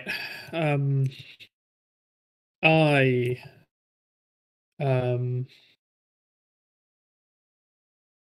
was wondering if I'd think of something to do before this starts, but I think what I'm going to do actually is I'm going to mass healing word as a bonus action. So 6 creatures, which is all of us, plus, I guess, Proc as well. Yep. If you can give people more healing by doing less people, I haven't taken any damage yet. No. Okay. Fortunately, it doesn't work like that. It'd be nice if it did, but no. And thanks to one of my alchemist traits, I can +5 to any one roll of a spell. So this is actually going to be with a +10. Everyone restore 13 life. 13 health to everyone. Alrighty, so let's do some maths on that. So Braxton, 42. I've got Yaz now. Havel, that will go to 65. Roland's 27. Tarek, instantly also 27. And Triss, as you said, you were undamaged, and Proc also gets a little buff.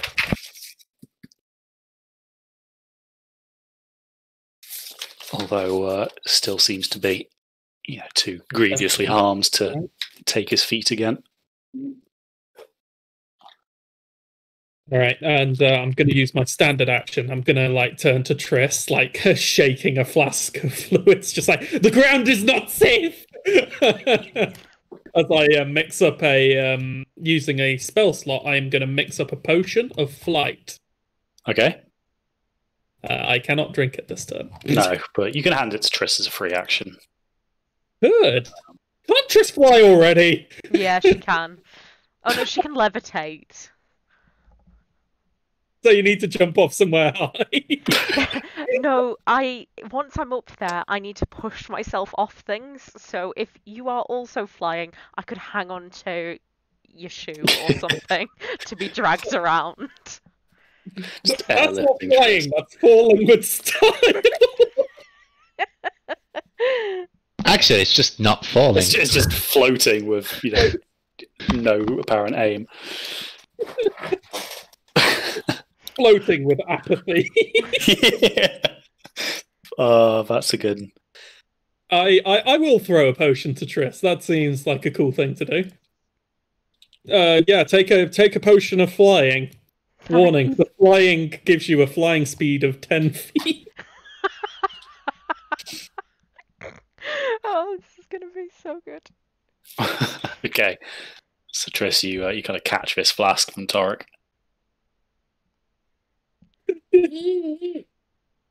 And I think that's oh no, movement.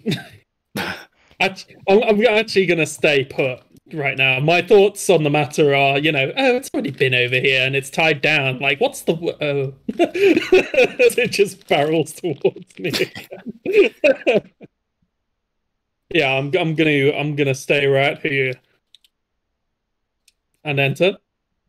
Okay. The creature is going to make another horned attack against Braxton. Oh, no. This thing is angry. 23, that's going to go through as well.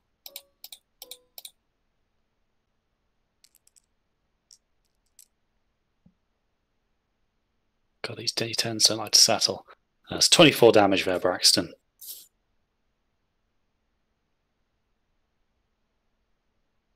Another hard hit. But the nets and webs around it seems to have, taken at least some of the force out. But that's not particularly too reassuring to your current state. Triss, you're up. Okay, is that taking a potion a bonus action or a full action? Bonus action. Okay, I'm gonna run 5, 10, 15, 20, 25, 30. I am gonna run to here and then take the potion of flight. Mm-hmm. Just take myself chuck that. a little bit off the ground. And a running jump into the air.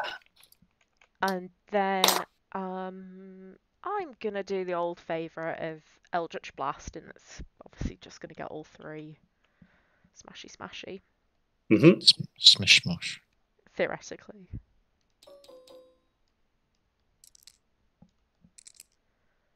Oh my god!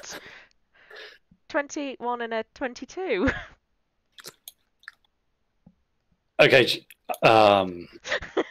So let's just resolve the crit and the normal one first before we talk about what happens next. Okay. What do I do with this? So it'll be basically essentially 3 damage dice for it then. Damage dice. Okay. So the hit and the crit. D10. 3.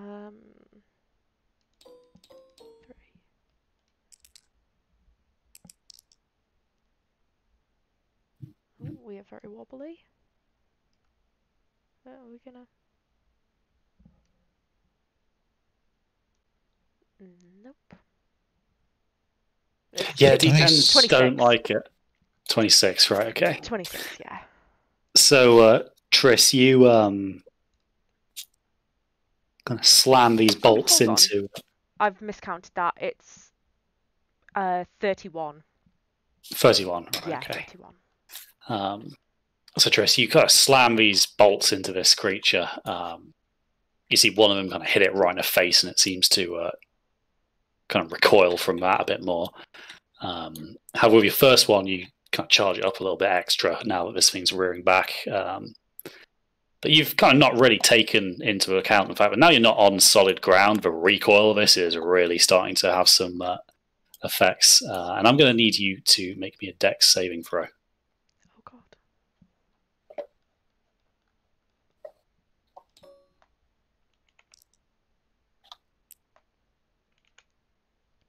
That is 17. So, Triss, the recoil from first two has kind of sent you kind of careering a little bit, spinning around. You just in time managed to see an oncoming cactus, and you kind of twist and contort yourself in such a way that you just managed to avoid it. You maybe get like a prickle or two as you go by. But it makes you appreciate how hard it is to actually maneuver when you've got nothing to push off against. But as a result, this third shot has been, massively wide as you had to take evasive maneuvers.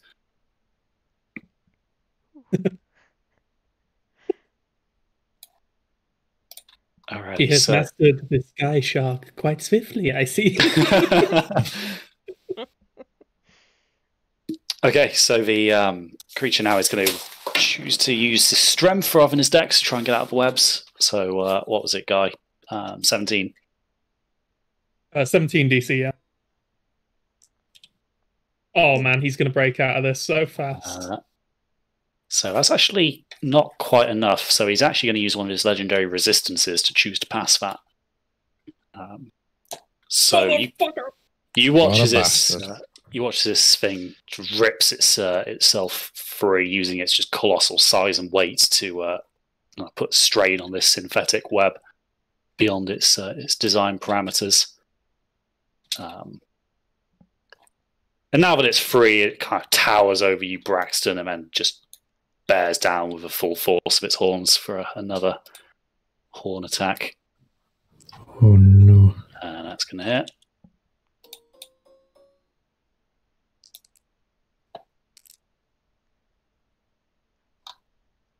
So 28 damage. So Braxton, you just raise your shield, but this thing's got gravity on its side now, and it weighs a ton. And as the horn hits the shield then just knocks into your helmet, and you kind of get just knocked out from the sheer concussive force of this. Alrighty, let me find a suitable indicator.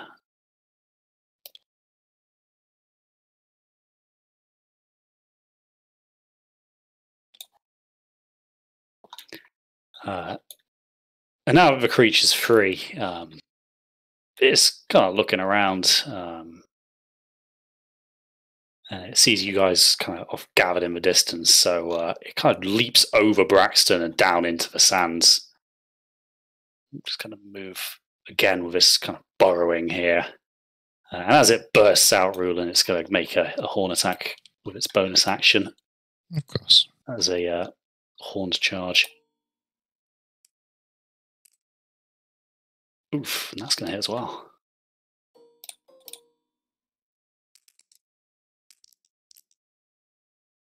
Why do I never roll like this when I'm a player? It's monstrous rolls tonight. It's unbelievable. Okay, when these do eventually settle, that is going to be 20 damage there, Rulin. Okay. But seeing Triss kind of free floating there, it's actually going to kind of walk a little past you further and then just on the ground rather than under it this time and just make a tail swing at Triss with its last action.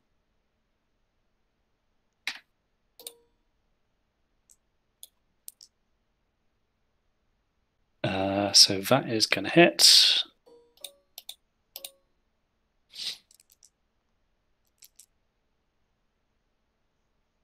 $22 damage for Triss. And then I'm going to need you to roll me a dex save because you're in the air.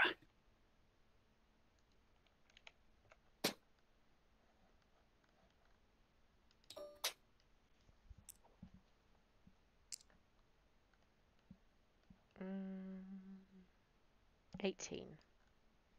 So Triss, this massive blow from this thing's tail, with you being in midair, just kind of knocks you backwards 10 feet from the force. You kind of maintain your flight, but just the sheer impact sends you off into the distance.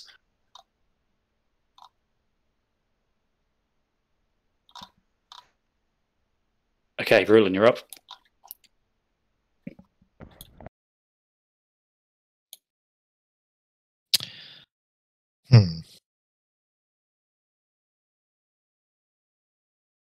I'm pretty low on health.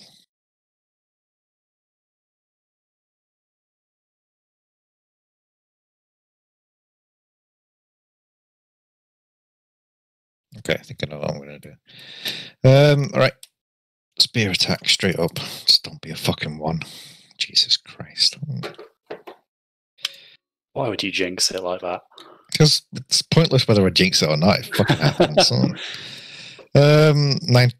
17 even. Not quite. Doesn't pierce. Miss. All right. Second attack.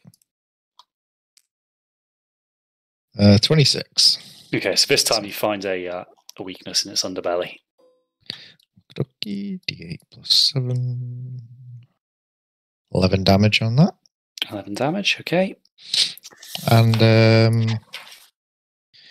yeah, fuck it, because why not? Stunning strike, DC 16.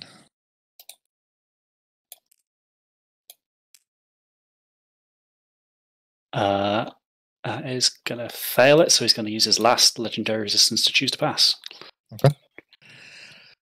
And then I will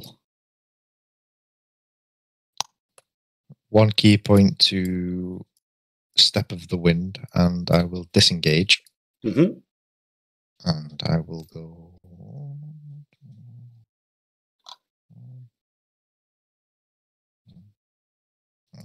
There.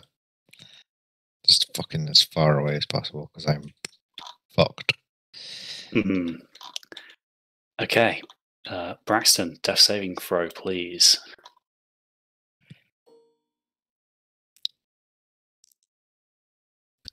One pass.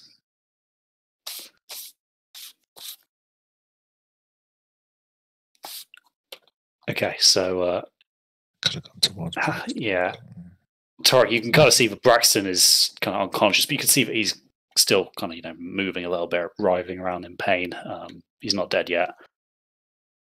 From your distance, you can't really make out just how critical it is. Well, that's a syringe. But first, Havel's turn.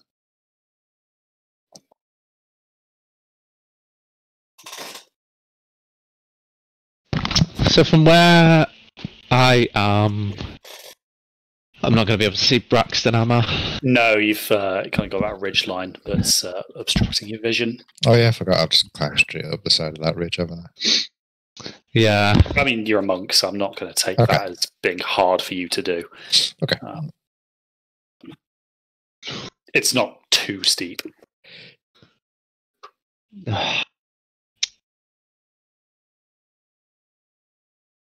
Don't think I would normally move from where I was. That was the issue. So.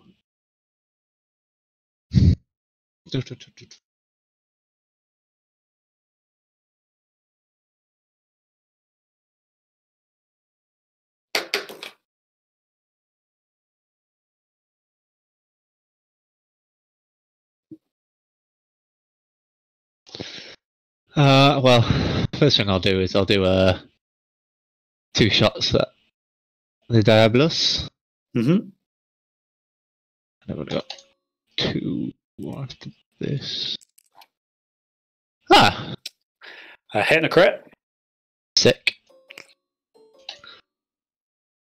See what we do. 29. 29, okay.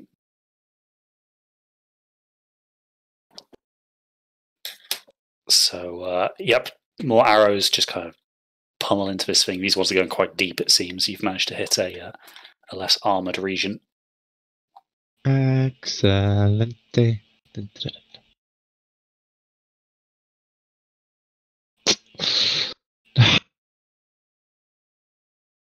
Yeah, with the...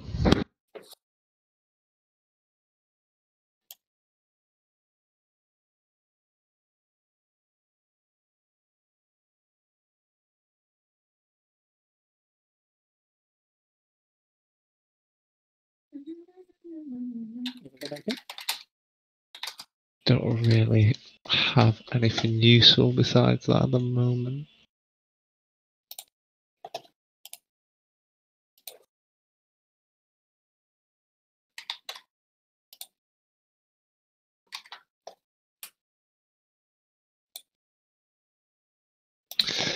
I would have known Braxton was down here. When Braxton went down, would it have been noticeable, or You would have probably heard the crash of plate mail falling to the ground. and then it ran off? I think Havel might put 2 and 2 together. So I'll come to the edge to like see where Braxton is. What was that? That's 1, 2, 3. If I hop onto the cart and then hop onto there, would that be alright, or would it have to be like a climb down and around the cart? Well, the cart is on its side, so it's fairly high up. It would be not too difficult to hop down and then off in one You're motion. an expert climber at this point, anyway. Yeah, we're assuming you've got a basic understanding of clambering up and down things. Debatable, but so I'll hop onto the cart and hop down to Braxton. Uh-huh. And I'm going to use something I haven't used in a while. I will use Brain. No. Seeing Braxton is rather down and out. I'll use level 3 Cure Wounds, and I will use the ring to make it a bonus action. That's my casting time. Okay, so if you give me one moment, Oh, I no. will need to pull out something I haven't used for a while. And I'm going to need you to roll me a d20, please, Jason. This will be funny. Braxton gets to his feet. Now take He's dead! 10d20 for acid damage from that. Okay. Okay, so in addition to that, Jace, you're going to do the... you're going to give him the health, and you're actually going to grant him a resistance from the next attack that would hit them. If he's already resistant, gain immunity. Nice. So You're welcome. Now you're healing. Wait, Well, Braxton's resistance against all damages, no? That'll be 15 altogether. 15 healing, Braxton. And you Not physical damage rolling. Yeah, physical damage. So 15, and you regain consciousness. I think. Okay, very cool. One of these days, Jace, you're going to roll badly on that table, and I'm looking forward to that day. We did get that one where everyone ended up with like fucking bonus. Was it slashing and piercing damage against took extra damage demons that did slashing and piercing damage? That wasn't great, but it's by far not the worst. Roll a 1. Oh, you get hit by a random disintegration ray that comes from the sky. Yeah, just oops, beholder. Hammer of Dawn. Okay, right, Braxton. Oh. Yep. So, Braxton, you come to, you see the Diabolos has moved on, and Havel's kind of staring down at you. Something that many unfortunate women have had to wake up to. But you don't at least have a banging rehypnol hangover, so.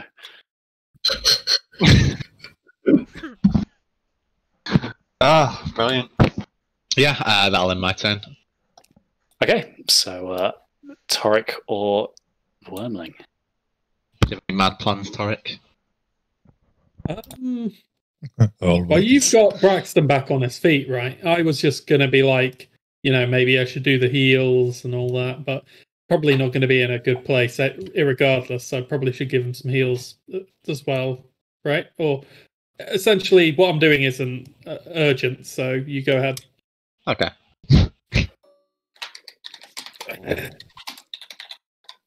Would you look at that? 2 crits and every breath attack has landed. Oh, breath recharge has landed. Yeah. I'm not doing too bad. No. So he gets his acid back. Yep. So he will go up 10 feet and get just outside of damage range, or melee range for reactions, and funnily enough, he's going to use a breath attack.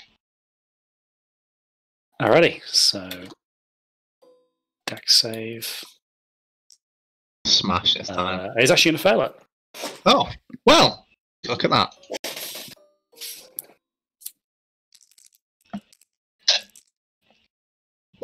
26 acid damage. So again, the acid splashes, and now its kind of back ridge is starting to look quite kind of pockmarked with kind of holes burnt into it. Cool. So what did I use? It was 10, 20, 30. This is half my flying. What I'm actually going to do is just go up another 10 on this point, just so I'm pretty clear of it, and just leave them hovering there, up in the air. And that'll be the wormlings go. Tarek. I'm gonna heal Braxton because he was in a bad way. So I'm gonna use one spell slot and a bonus action to healing word him. Oh, would you look at that? That is that's a 14 health recovered, Braxton. Okay, let's put some bound on 29. Thank you. I am then going to. Dear.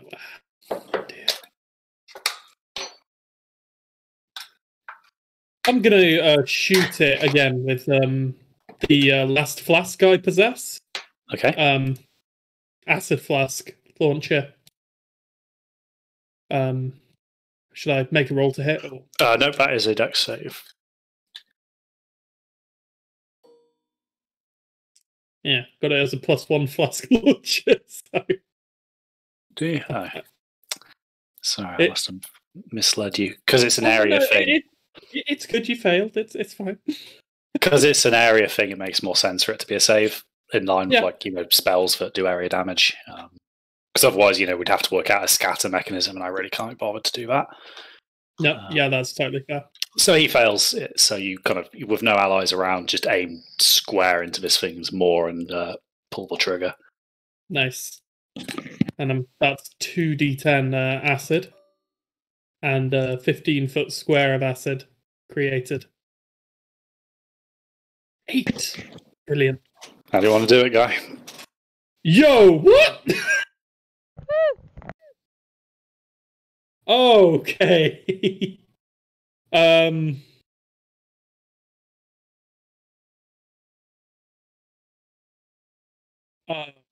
did not expect that.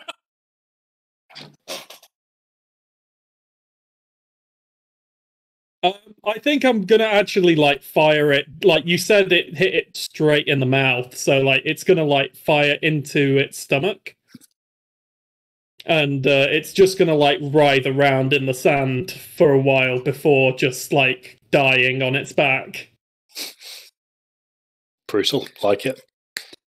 So this thing, kind of writhing around, tail thrashing around. Nobody's in any particular peril because you're all sufficiently far away. Triss, you kind of come to a controls landing. Probably the most controlled you've been since taking off. Braxton, you've obviously had some healing, but you're still in a fair bit of pain. But Havel's varies. Obviously patched you up, and you can see now from where you stood, it looks like Hrock is going to pull through this. So that wraps up that combat. And I'm going to suggest a quick couple of minutes to go get drinks, head to the toilet if anyone needs it, and then we'll pick up in a minute or two. Cool. That sounds good. That first combat.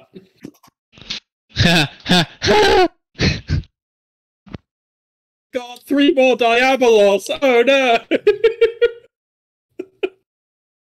Oh, shit. Jesus.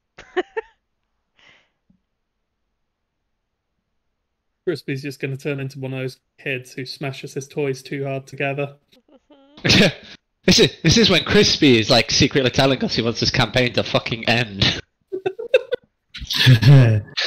Ah, you fucks!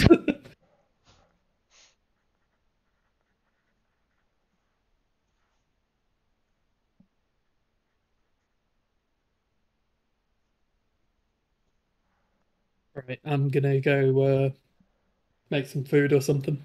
See you guys in a bit. See you in a bit.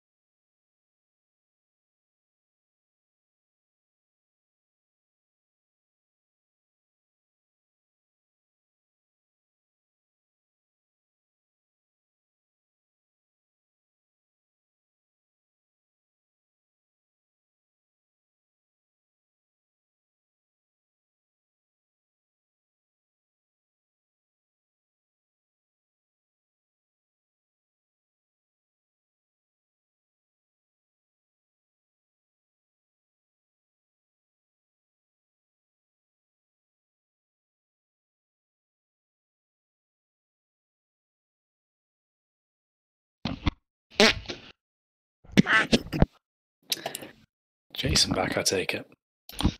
Indeed.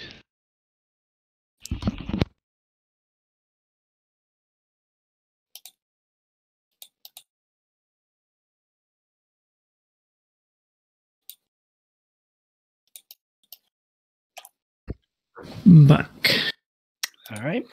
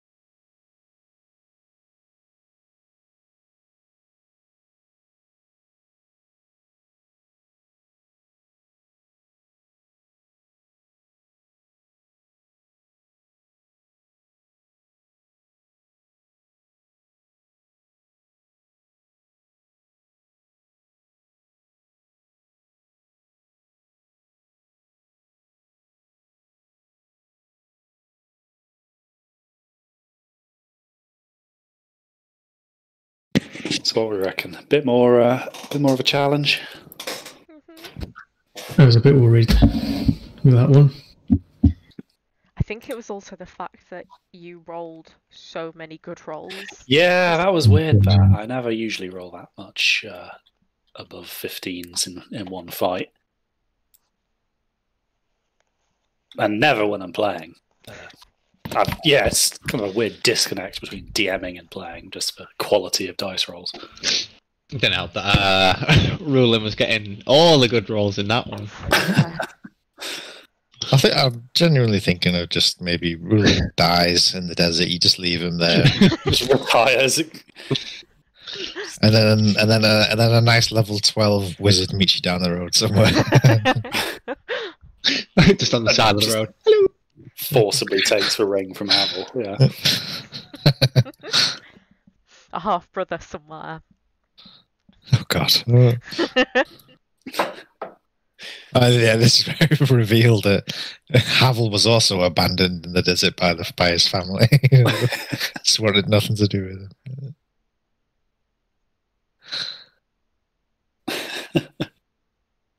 Oh dear. No. I like Rulin. I like Rulin, but fuck me, does he let me down sometimes? Admittedly, the fact that I cast spells and they hit today seemed like a bloody miracle. Yeah. 'Cause that doesn't normally happen. I love how you speak of Rulin like he's your least favourite child. Right now, he is. Start off that way. It's just the fact where like you just opened up the fight with a nat 1, and it's just like, well, yeah, that says Step everything. Tone, yeah. Okay, so I think, and an honest point as well. I think it's getting kind of hard to, I suppose, use Rulin effectively, like, especially when we're against like massive creatures that have huge constitution buffs and stuff like that.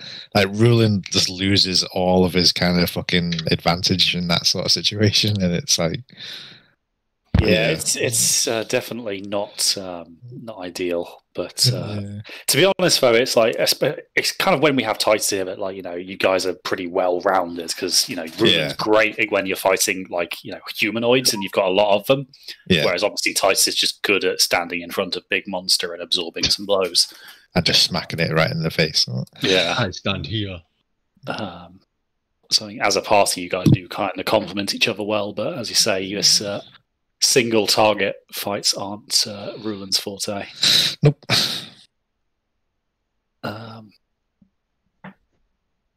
It's just AC 19 and still so fucking squishy as well. Well, again, you guys are just reaching a level now where the things you're fighting, if it's like a one big target, it has very high numbers to its hit rolls. Otherwise, the action economy would fuck them up. I've got something good coming up soon, though. Is it level 14? You get Diamond Soul, which is proficiency in all saving throws. Pretty handy. That's a good one. And when you fail a saving throw, you can spend a key point to re-roll it.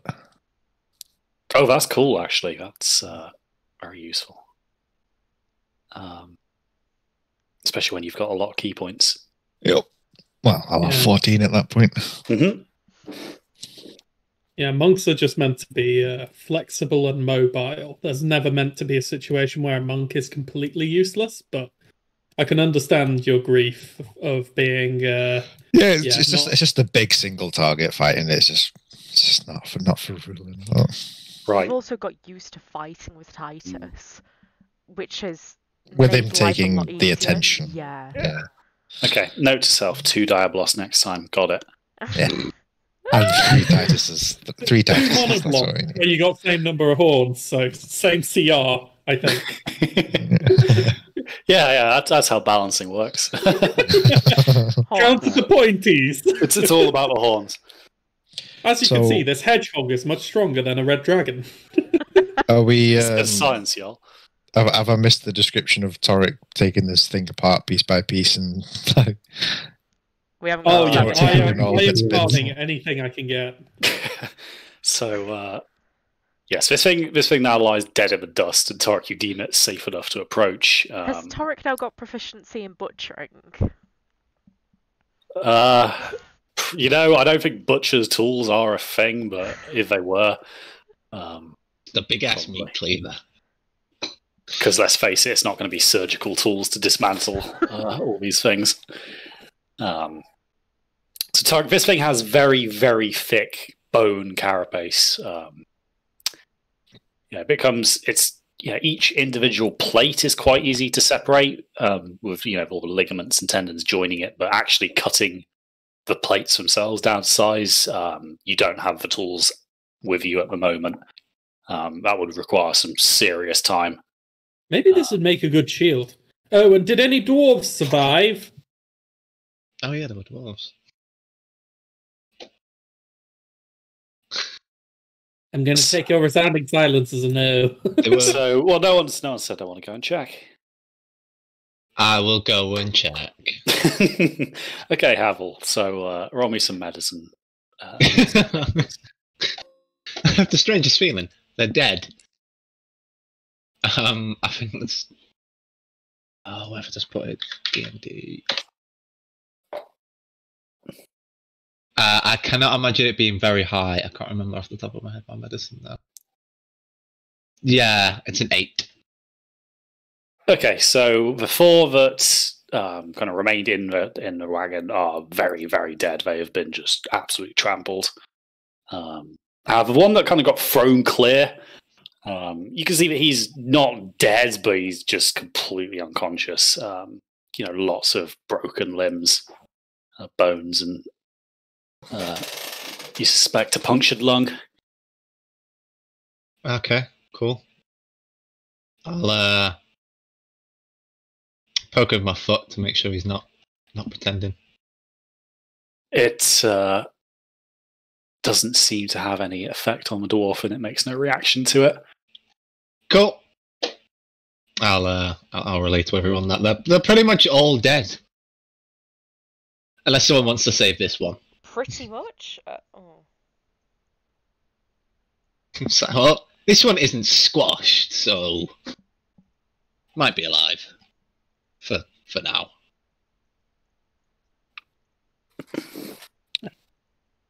Well, that is someone's life. Anyway, Braxton, can you go handle it? I'm carving.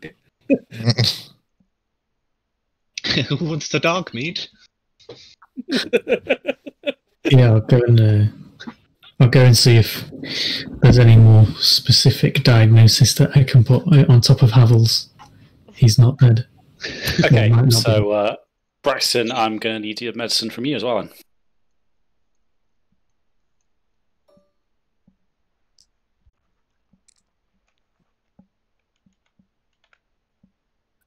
That's just an 8. Just an 8. So, again, this dwarf is in a very bad way. If he is going to survive, he's going to need serious medical attention, and he's going to need it quickly. However, as you're kind of leaning over, you kind of have a slough clink of plate mail greaves kind of inching over to you. You turn, you see Croc kind of limping down towards you. As he approaches, you kind of go, "Oh, well, move over, lad. I'll take care of this one." So he pushes you to one side, kneels down next to this dwarf. And before you can really react, he just pulls a boot knife out and slits his throat. Oh. Dark. Like it. That's metal. Not the kind of help I was thinking of, Rook. He kind of sheaths the dagger in his boot again, turns around. "Well, that's all the help he deserves." Oh no. Oh, you're so badass. Right, well, I don't fancy walking back to Care Emwyn, so why don't we get back on the road? How are the horses looking? Terrified, but they haven't bolted too far. Especially the one on the cart, who is still kind of sideways with the cart, struggling. I'm going to use telekinesis to correct the horse and the cart. Is there a weight limit on that? I don't know. Because I know a lot of things do. Let's find out. To Google. This is where we find out that the weight limit's like 5 pounds. No, it'll be like you just have a little moment his own body weight, which won't be much more than that. £1,000. You could try to move. Okay, £1,000. Yeah, you're going to be able to kind of move the cart, but because the horse is kind of strapped in, moving the cart essentially moves the horse as well. So you panic this horse further still, but you get it the right way up. So roll me an animal handling, Mertris. Okay. Jesus Christ, this isn't going to go well, is it? Oh, Lord. He's strapped in, so he's not really Animal going anywhere. handling, that was +4, so 11. Roll me a dexterity saving throw, please, Triss. Oh, shit.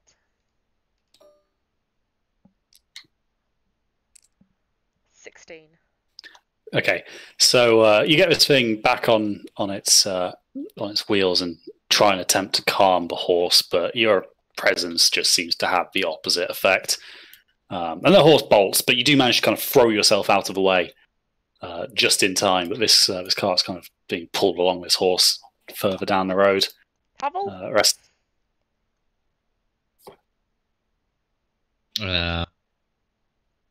Animals like you. Go and grab it, would you? I mean, is the horse still running? Yeah, the horse is bolting down the road.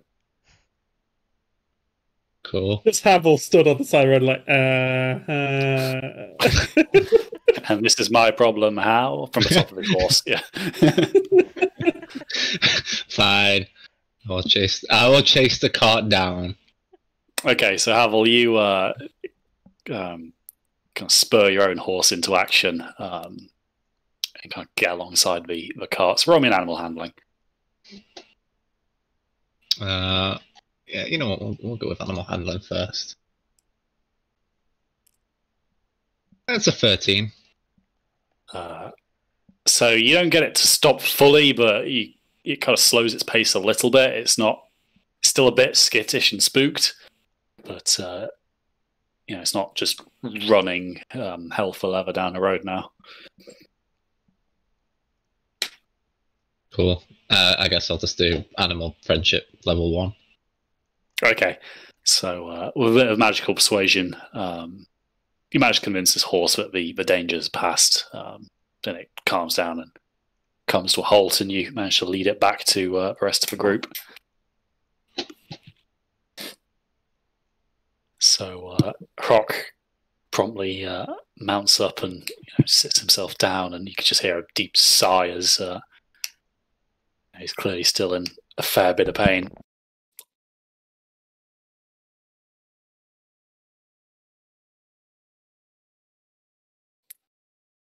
This is just a setup for him to say something else that's badass, isn't it?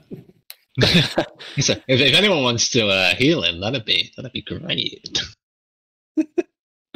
I'm with you. Yeah, Torek isn't looking too healthy either, to be honest. Really, no, I'm kind of deliriously carving a giant turkey. Yeah, he's struggling a little bit. The exoskeleton is a bit janky now that it's had various bits of it bent and buckled under the repeated blows. So yeah, Torek, there are only kind of a few suitable pieces of carapace that aren't going to be just ridiculously heavy. And the kind of again, the horns are too huge, and same with the kind of a tail mace. You're able to get like a couple of plates of carapace from this thing. They're not really in a sort of shape to be used at the moment, but they might make decent crafting materials with the time and the right tools. That's what I was hoping you'd say. Oh. Does anyone want to help me at least try and get a horn? We could drag it behind the cart, perhaps. I think I've done enough damage. Well, we might not be able to get a whole horn. We can get like a section, perhaps. I think I did. Crack it? Yeah. I think I did crack one during that hit, so maybe we can get that one out together, Torek. Yeah, like Torek just like putting like a metal wire in that crack and just kind of like trying to saw the rest of it off, like God, like surgeons do bones. Have you seen that? It's kind of gross. Yeah. Okay, so Tar, you find this fracture that Braxton put it in and begin sawing on it, and you get the you kind of get the gap wide enough that Braxton, you're able to kind of put a dagger into this crack, and then you just use your hammer like a splitting wedge, essentially, to drive this dagger down and fracture the rest of the horn off from its base. So you've probably got about half of this thing's horn. Woo, good work. That being said, it's still sizable and probably weighs, you're looking best part of 100 kilos. This thing is heavy. It's just, you can't look at it, Tarek, and you were kind of expecting a maybe cartilage-filled center, but it is just one solid bone mass. That is awesome. I'm going to prompt Braxton for a crisp high five. I kind of lowly swing my hand, so I high five the shorter stature of Torrik. And cast level 1 smite. Probably do it. Yeah. I've missed Titus high fiving everyone. Yeah. Cool. So you high five. You high five Tarek, who's now trying to figure out a way to secure this thing to the back of a wagon. But after a few fairly choice knots, you manage to kind of get a harness that's going to keep this thing off the ground, so it's not going to drag and wear on the way back. To be fair, considering who the previous owner was, would it even wear?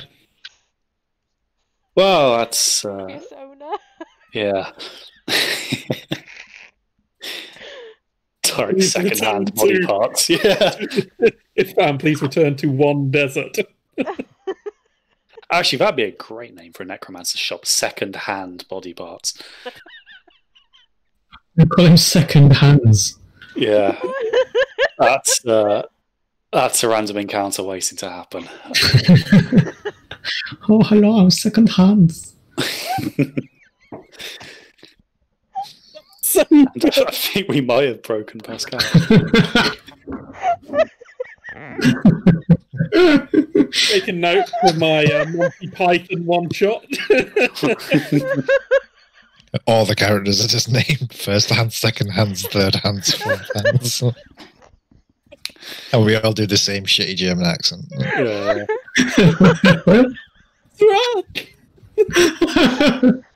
Only allowed to use flamethrowers as weapons. Ganze Flammenwaffe. I like how Guy's German accent is just gold member from Ah, yes. who was Dutch, if I remember correctly. Yeah. Yeah. Oh, third hands, you are such a joker. Right. So we all have our personalities. First hands is like the buff tough guy. Second hands is like the nicey guy.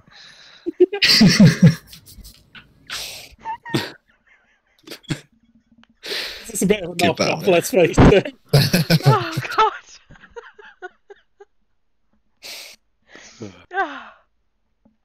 We good? No. I don't think we're ever really good, are we? Let's face it.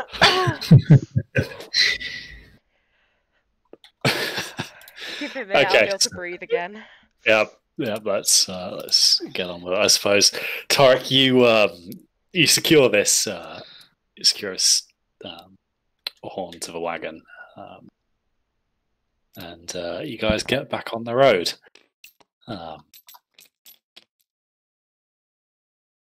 So as you head further south, the climate now starts to warm a little bit as the Elefari Empire approaches. The humidity also starts to creep up again. The not necessarily nice, but the more bearable kind of dry heat of the kind of barren wastes of Nordhammer start to give way to the kind of more sticky heat of the Empire and its rainforests. And as you travel, Croc seems to be making a bit of a recovery. The wounds are clearly not as severe to keep him down. Even though it's not, particularly the most comfortable ride, you guys are able to get at least some rest on the back of a wagon, Torek and Croc. It takes you a few more days of traveling, but how's the crafting situation for those few days? the wagon's a bit bumpy. You wouldn't really be able to do anything precise, but you could make a start on potentially chiseling into some of his carapace. I am 1 day away from finishing a braces of archery with the last of my crafting materials that I bought yonks ago. Well, with 1 day to go, I think you would probably have done all the delicate cutting. It would have been just assembly and stuff like that. So I'll let you finish that off on the way. Thank you, Godfather. So add that to your inventory. But yeah, on the 5th day of traveling, you guys leave a break in the forest to see the familiar sight of home. The stone walls are as impressive.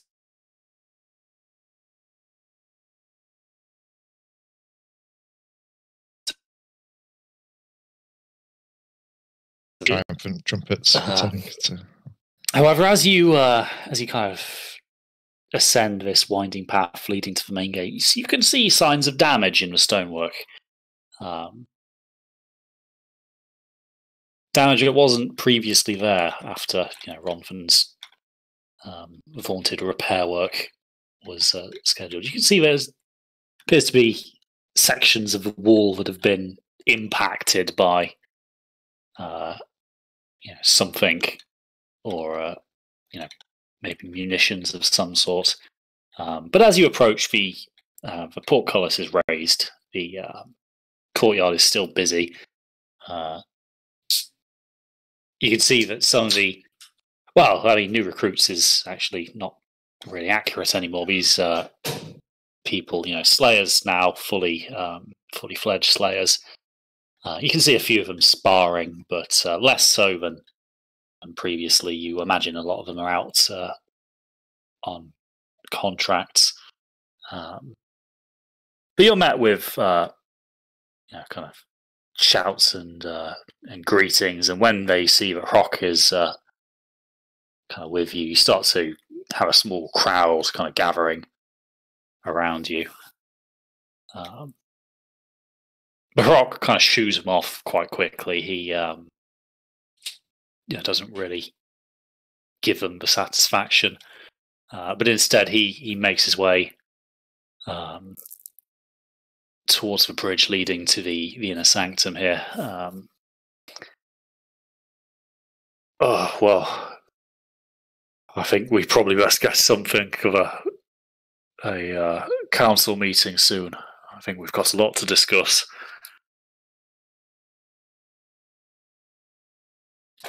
We'll try and schedule it for tonight. We'll need you to be present for it too.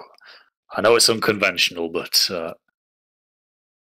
I think you have dealt with this enough to have a better idea than any of us what it is we're facing here.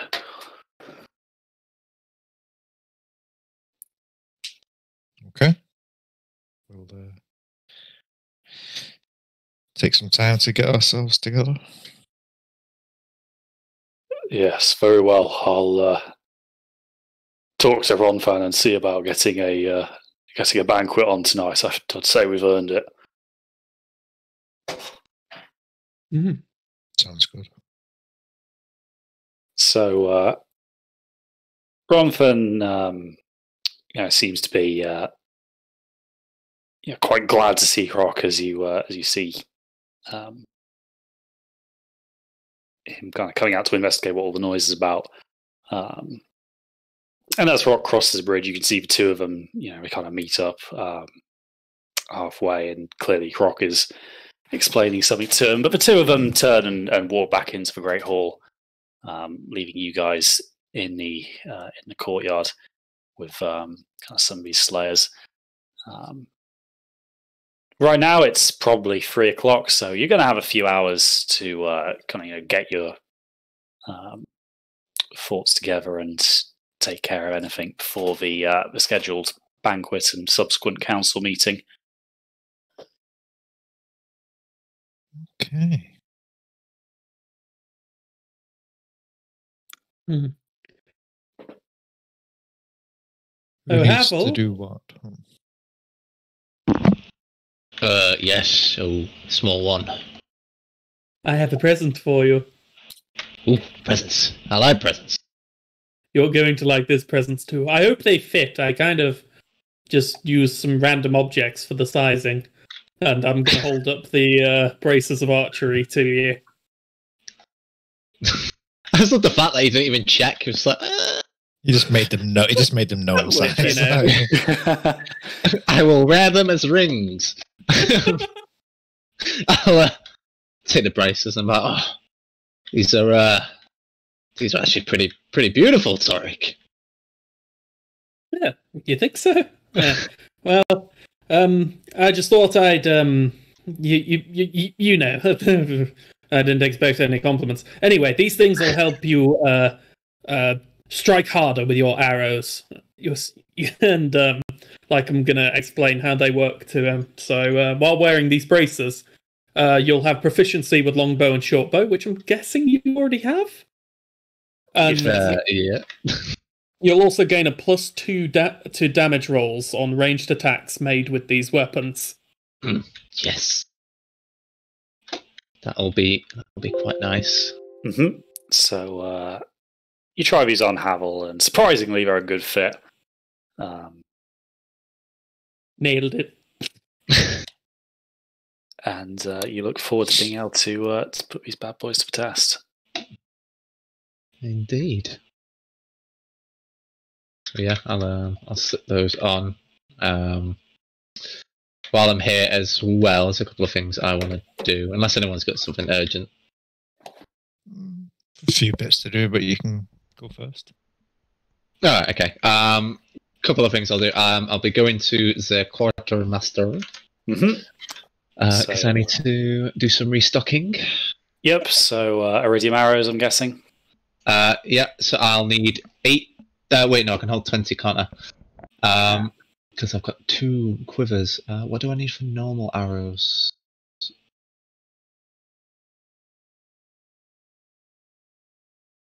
Alright, so I need 6 normal. Okay, so That'll put that quiver to full.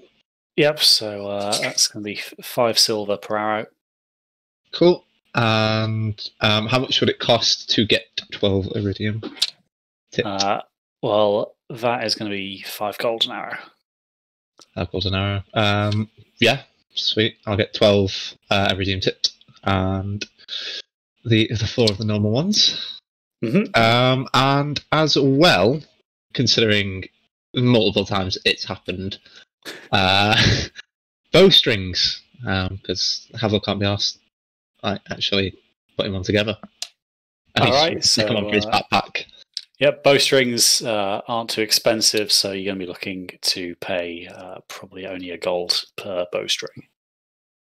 Okay, I'll just take 1 extra for now and give it my backpack just in case. And that's my shopping list. Alright, so you restock, not particularly uncommon items, so no trouble stocking up on them. Cool, awesome, yeah, I'm done. On to Cal or whoever.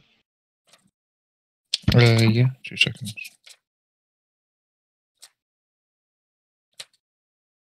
I'm just checking my notes. Sorry.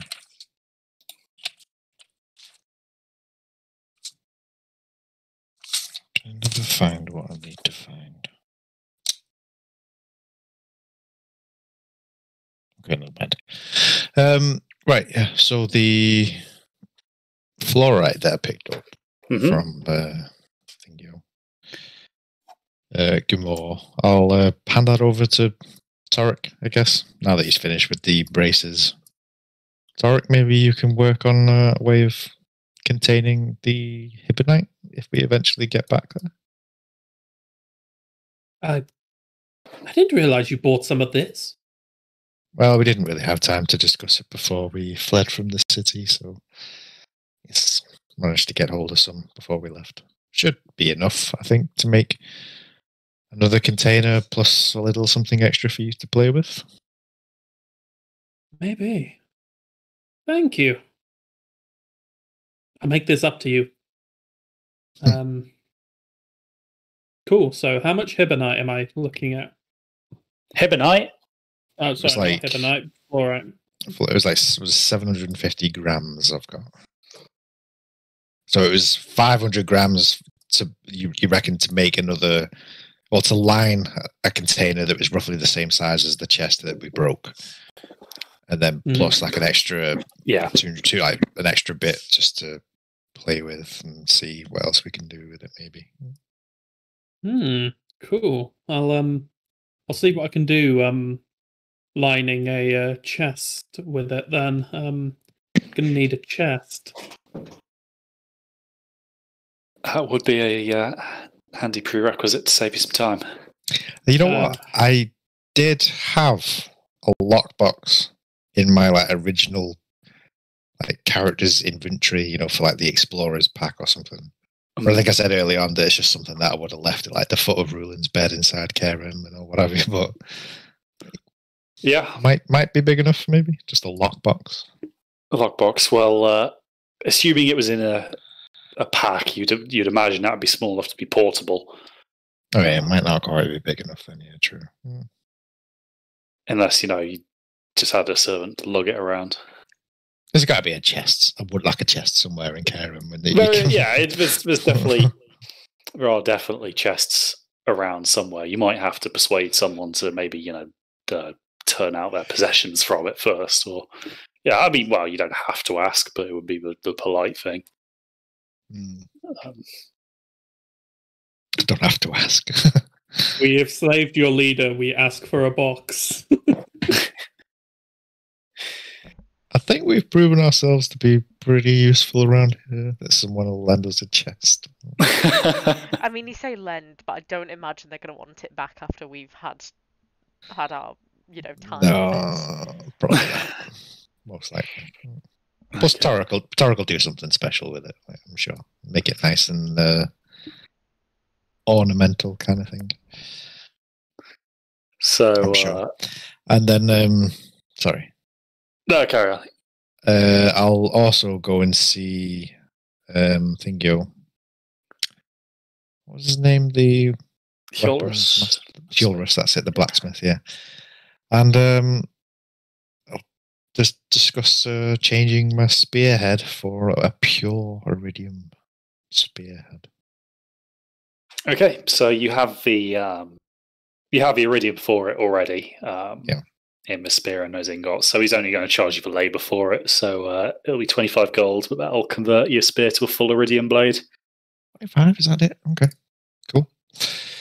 Well, yeah, he's not having to source the materials himself now. You've bought it. So he's going to take a day or something to do that, I guess. Yeah, he says it'll probably take him a good couple of hours, but seeing as it's getting late, he'll start it tomorrow. Has he managed to get anything else in stock while we've been around and stuff? Or he's got a few weapons, but as you're kind of making small talk, he's saying how the majority of his work has been kind of arming the newer batch of hunters. So a lot of his attention's been dedicated to that. Okay. But he might have a few kunai or things spare that you could probably sell. No, that's all right. I don't think there's anything else that I need to purchase. No, okay, I think I'm good. Alrighty. Actually, I might go see.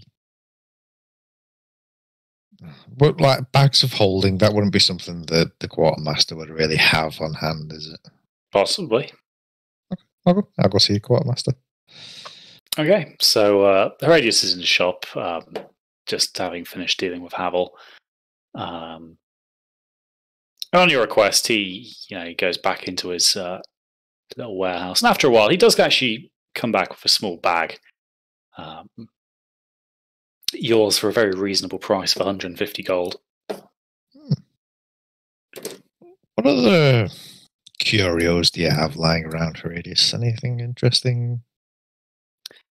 Not much. It's been a fairly dull few months. The outgoings seem to be much greater than the incomings at the minute, but I guess that's to be expected when we're so busy. These hunters barely have time to think before they're out again. True. Okay, I'll hand over the 150 gold. So you get a bag of holding in return. Cool. Now, for an extra 70 gold, he offers an asbestos lining service, so you can Torek proof it. Or I could just not tell Torek. Or you could just not tell Torek. I love the idea that he's just selling Torek proofing specifically. Yeah, it's just as an added service to it. And you know what, as well, this bag of holding is not full of glitter as well, so that's cool. Yeah, that is true. Cool. So, with that taken care of, anybody else got anything they want to do? Nope. Same as a no. Alrighty, so you guys chill a bit for a few hours. Get a few of the kind of hunters, they start trying to make small talk, and you tell them a little bit, maybe not everything. Then they in turn share some of their stories.